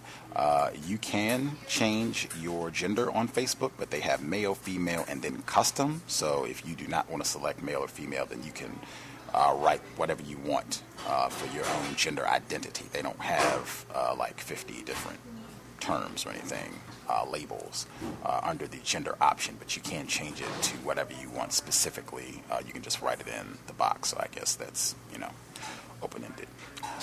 Other folks? But what if, I'm sorry. Go ahead. I was going to say, but what if, because basically now they're saying that they require you to provide your date of birth and current photo of you or something. So, but I'm looking at it, and then like when I was when you Google my original page up under my name, they first started off by saying that I was a Princess Rodman when they took down my original page. So I was just like, I've been operating with this, with my name since, Facebook has, been up, and, I don't know what this is about. So I just ignored it for the time being. One of my colleagues was just telling me just start a different page, but they're saying that you can't have two. So I used another name, and then I think I had shared some clips or articles that I had previously posted. I was only able to find about 2 or 3, and one of them apparently was flagged because it was talking about interracial dating or something. So I had changed it up a little bit, and it let me post it. But then I think I was friending a couple of other colleagues, who are counter-racist, and then that's when it says that I had to show my government ID with my name and all this other stuff, and I was just like, no. But I'll try that. I'll try it. Platforms definitely not. They were not constructed for us. I'm reminded there have been many reports over the years that enforcement agencies, the FBI and such, that they just use all these platforms for data mining. So I just keep all that in mind to begin with. In terms of usage of these sites, I know Dr. Campine, and I did speak with him this week. I know the folks that asked about that. I spoke with him this week, and he gave a segment because I wanted to get his thoughts on Dr. Welsing as well as, some of the other things that have been happening. But I was especially excited or just eager to hear his thoughts on the significance of Dr. Welsing and the way she invested her time and energy. So I'll play that sometime over the next week. We have a spare moment. But I did talk to him on Wednesday, but his recommendation remains. He wouldn't encourage having a Facebook page at all because it'll probably just be used against you at some point, whether it's employment or whatever else when racists have the opportunity. One of our listeners wrote in response to the question, or really more in response to Thomas in New York. He was talking about the black person that ended up getting a lot of jail time, the amount of power that whites exercise over our lives. I was reminded of Richard Pryor, where he does a comedy routine talking about he himself when he was going to court and just realizing the awesome power that whites wield over our lives, and he was just dropping, bam, 40 years, bam, 25 years, bam. He was just dropping it like he was, just putting down a piece of paper for what he was going to order for lunch or something, just really trivial. And this is, bam, 4 decades, bam, 3 decades. And he said, the listener wrote in, he said what Thomas just stated reminded me of the 30 for 30 documentary on Allen Iverson, in which he stated that white MF has a lot of power. On a lighter note, he once he was acquitted, he stated, "Let's go to the mall." Classic moment. I played that audio segment on the program a few times. That is a legendary. That's not the most recent one. I know they just did a newer documentary on Allen Iverson. This is not that one. This is a different one, the ESPN 30 for 30, which came out a few years ago, which is phenomenal. I would definitely encourage folks because it's pretty much all about racism. Anybody else, particularly if we have not heard from you, you should speak up now. If we got everybody who had a hand up, that's great, spectacular. If anybody else had anything they want to comment, but if we have not heard from you, you should speak right now.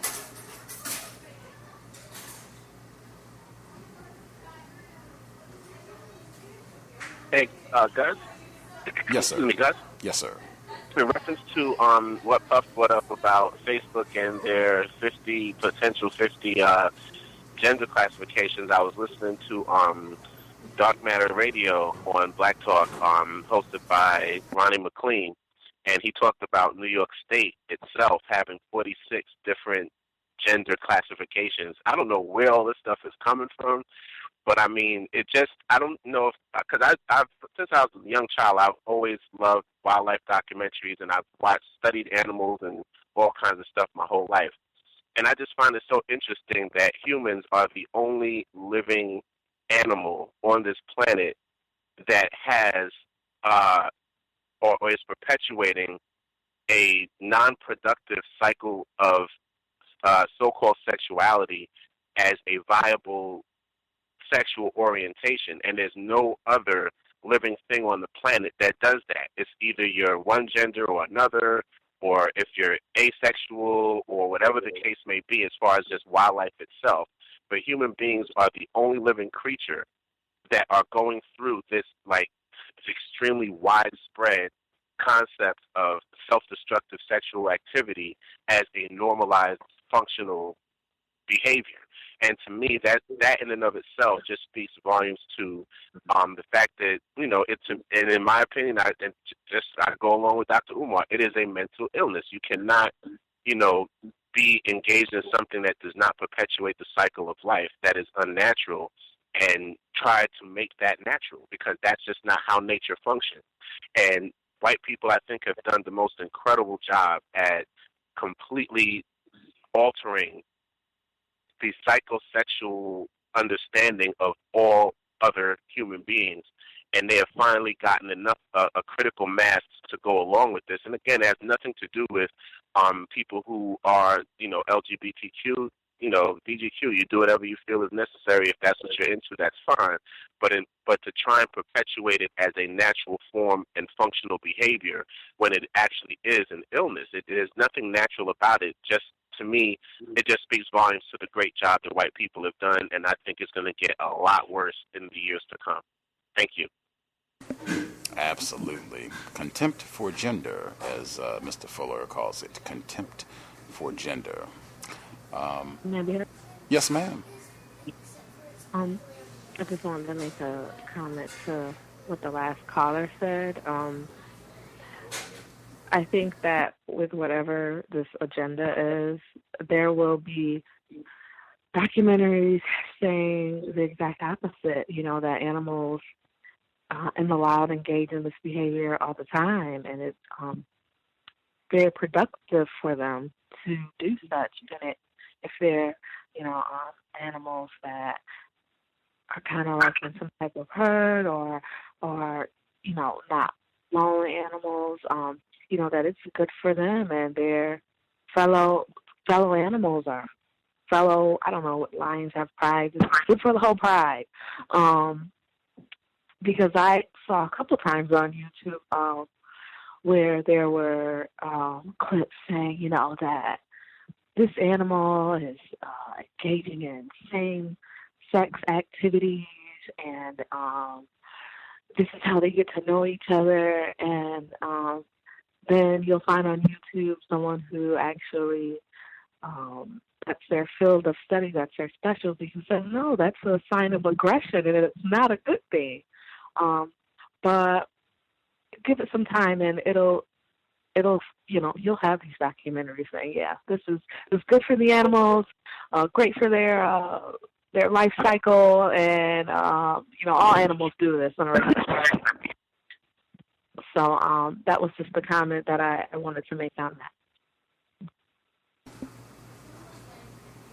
Absolutely. Hey, Gus, can I touch on something? Because she made me think of something in reference to what she discussed, which I think is very true and very profound.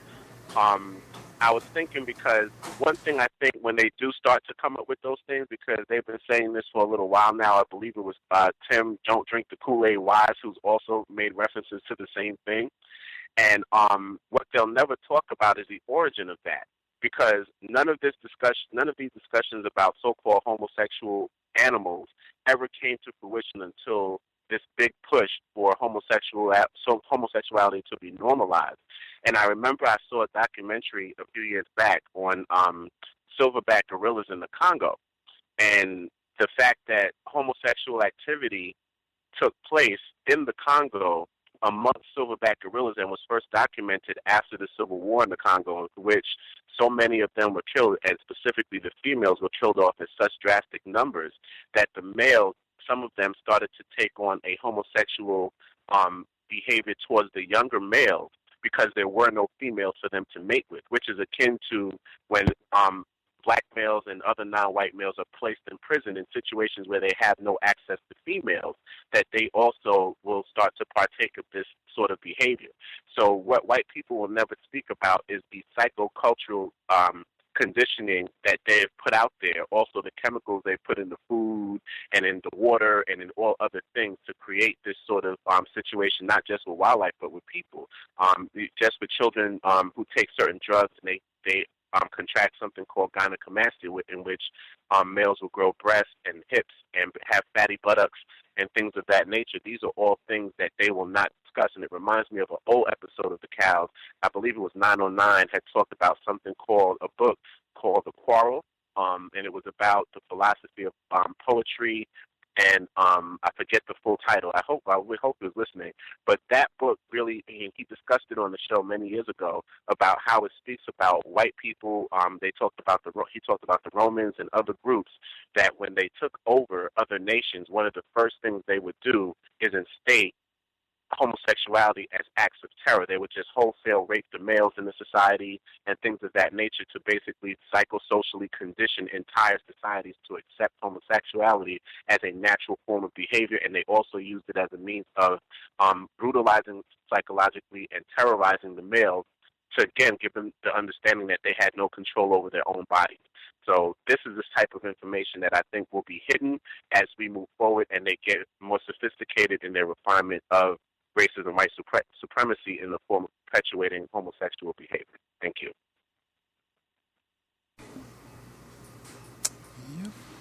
Yep. Lots to process as we move forward. Certainly will be more to discuss with that.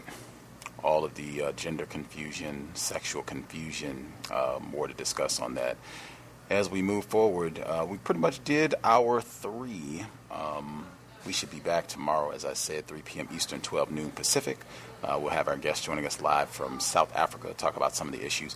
Might be interesting to hear some of her thoughts on those issues because they are being discussed worldwide on the continent as well. And it's been my experience, it's been the same MO that they use here, where if we're going to talk about white supremacy, racism, we got to include everything else, including gay rights, LGBT, all of that. So we'll bring that up with our guest tomorrow to see how that global patterns with all of this.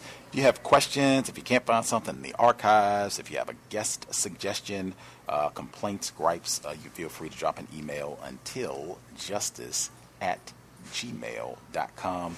untiljustice@gmail.com. I meant to make a request. If any of the folks, if you can recall, or if you have the time to invest, if you're looking for something to do the early part of your summer, if you're sitting out at the beach or outside chilling, maybe you're going camping or what have you, and you want to listen to some COWS archives, if you can locate the specific episode where Mr. Fuller and Dr. Welsing, because I know each of them referenced Darth Vader from Star Wars on the program. I just cannot pinpoint the exact programs, the two respective programs where each of them talked about Darth Vader specifically. I don't think they went into any detail about Star Wars. Well, actually, anyway, Darth Vader was the general focus of it. If you all can pinpoint specific episodes where that took place, that would be grand. If you have any free time, or if you just remember which episodes where that happened, that would be great. I was going to try to splice those together. It's something that come to mind, but I just couldn't pinpoint the exact episodes at this point. Thank you kindly. You can email that as well, untiljustice@gmail.com. Again, sobriety would be best under conditions of white terrorism. James Byrd Jr. was mentioned earlier. Unfortunately, I think he was intoxicated the night that he unfortunately rendezvoused with his eventual white killers in Jasper, Texas, 1998, which is, again, one of the worst combinations in the universe. Whites and alcohol. Deadly, can be lethal, frequently is for non-white people, especially black people. If you're going to be out and about in a vehicle, you do not want to be under the influence, especially if you're going to be a driver, even as a passenger or a pedestrian. You do not want to put yourself in a position where you can be easily terrorized. You never know when it's going to be Darren Wilson, Daniel Holtzclaw. Those are the ones that are pulling you over. They can take your life, even just having you in greater confinement where you got to spend all this money and time and energy just for something that is easily avoidable. Just being sober. If you got to consume whatever, be codified about that. Get to one spot and stay there. Let's just do everything we can to minimize contact with enforcement officials. You don't even want to be under the influence and have to have contact with a white individual at all. They can be lethal. It can be major problems, and it can happen quick. We want to be able to make phenomenal decisions under the system of racism. Excuse me, Gus, I had a quick question. Man, that interrupting stuff is nerve-wracking. What's your question, sir? I'm sorry. I had a quick question for you. Yes, I'm sorry sir. about that. I wanted to ask if you heard about, or if you saw the article I sent you about this information coming out of Michael Jackson's porn collection, child porn collection. They say it's supposedly vast, and also that Tavis Smiley has gotten together, I believe, with a white male to do a comic book on the end stages of Michael Jackson's life. This just also came out earlier this week. I just wanted to know if you heard about that. Sorry to interject that. The child pornography aspect I did hear. I was almost going to play that, but then as I checked more of it, the source seemed a little less credible. And I don't mind, playing stuff and then just add that to it as we go. But I didn't even want to. I didn't even want to devote that attention to it. Like I would have been cool with any of you all bringing it up. You wanted to talk about it. That's great because I did see it. But that was just the reason that I didn't play it. But I did see it, and when I say it was not credible, it was the source. I'm just not remembering the source, I guess, that broke this or was one of the leading ones talking about that. Talking about this week, they said that they had spliced in some of these appear to be important word. They appear to be police records. Back from the investigation, I guess that would be a decade or so ago, into all of this. And then within these documents that appear to be police records, there's internet information that they just got, or wherever they got this information from, that's interspersed in between that. So if you're looking at it, you might get the impression that all of this is, a part of an official police investigation, but that's not what it is. That right there was huge for me because whites are just, they're masterful at this sort of thing. And particularly for someone who's deceased, he can't adequately defend himself. He's already gone to court for this and was exonerated. And now that he's dead, we're going to come and bring all this up again. And just a masterful job now that all of these really, really iconic black figures have transitioned this year. They have just done a really awesome, as Dr. Welsing would say, A-pluses across the board. In turn, Prince was just a no-count drug fiend addict, and he may have had HIV, and Michael Jackson was a child pornographer, and I mean, just masterful job with all of these folks. But I did see that, and I just didn't play the audio clip because it just, the deception seemed more glaring. It only took me about 5 minutes of looking to see a lot of very questionable things in the reporting, so that was why I didn't play it, but I did see it, and would have been cool if we had brought it up earlier in the program. I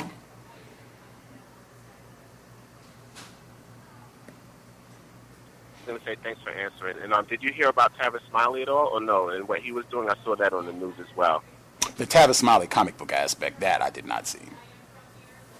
Okay, I did see that on the news, and they just put out something saying that they have footage of Michael Jackson speaking disparagingly about Prince during the making of his documentary Moonwalker. They said they have footage that was left on the cutting room floor where he talks about his competition with Prince and supposedly makes fun of him for an accident he had during a show a number of years back.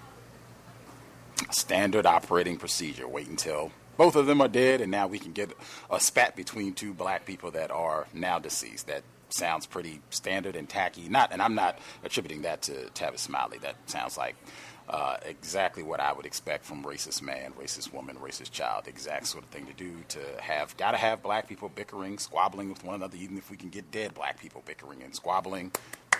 A-pluses, again, for Dr. Welsing. Dr. Welsing would say A-pluses, again, for Team White Supremacy. Certainly, we will make time if folks want to bring any of those topics up as we move forward from this week. It was a lot that happened this week. We, again, will be here about 12 hours. If you have other questions, gripes, guest suggestions, email untiljustice@gmail.com. Facebook, you can message there as well. We're on Twitter @untiljustice.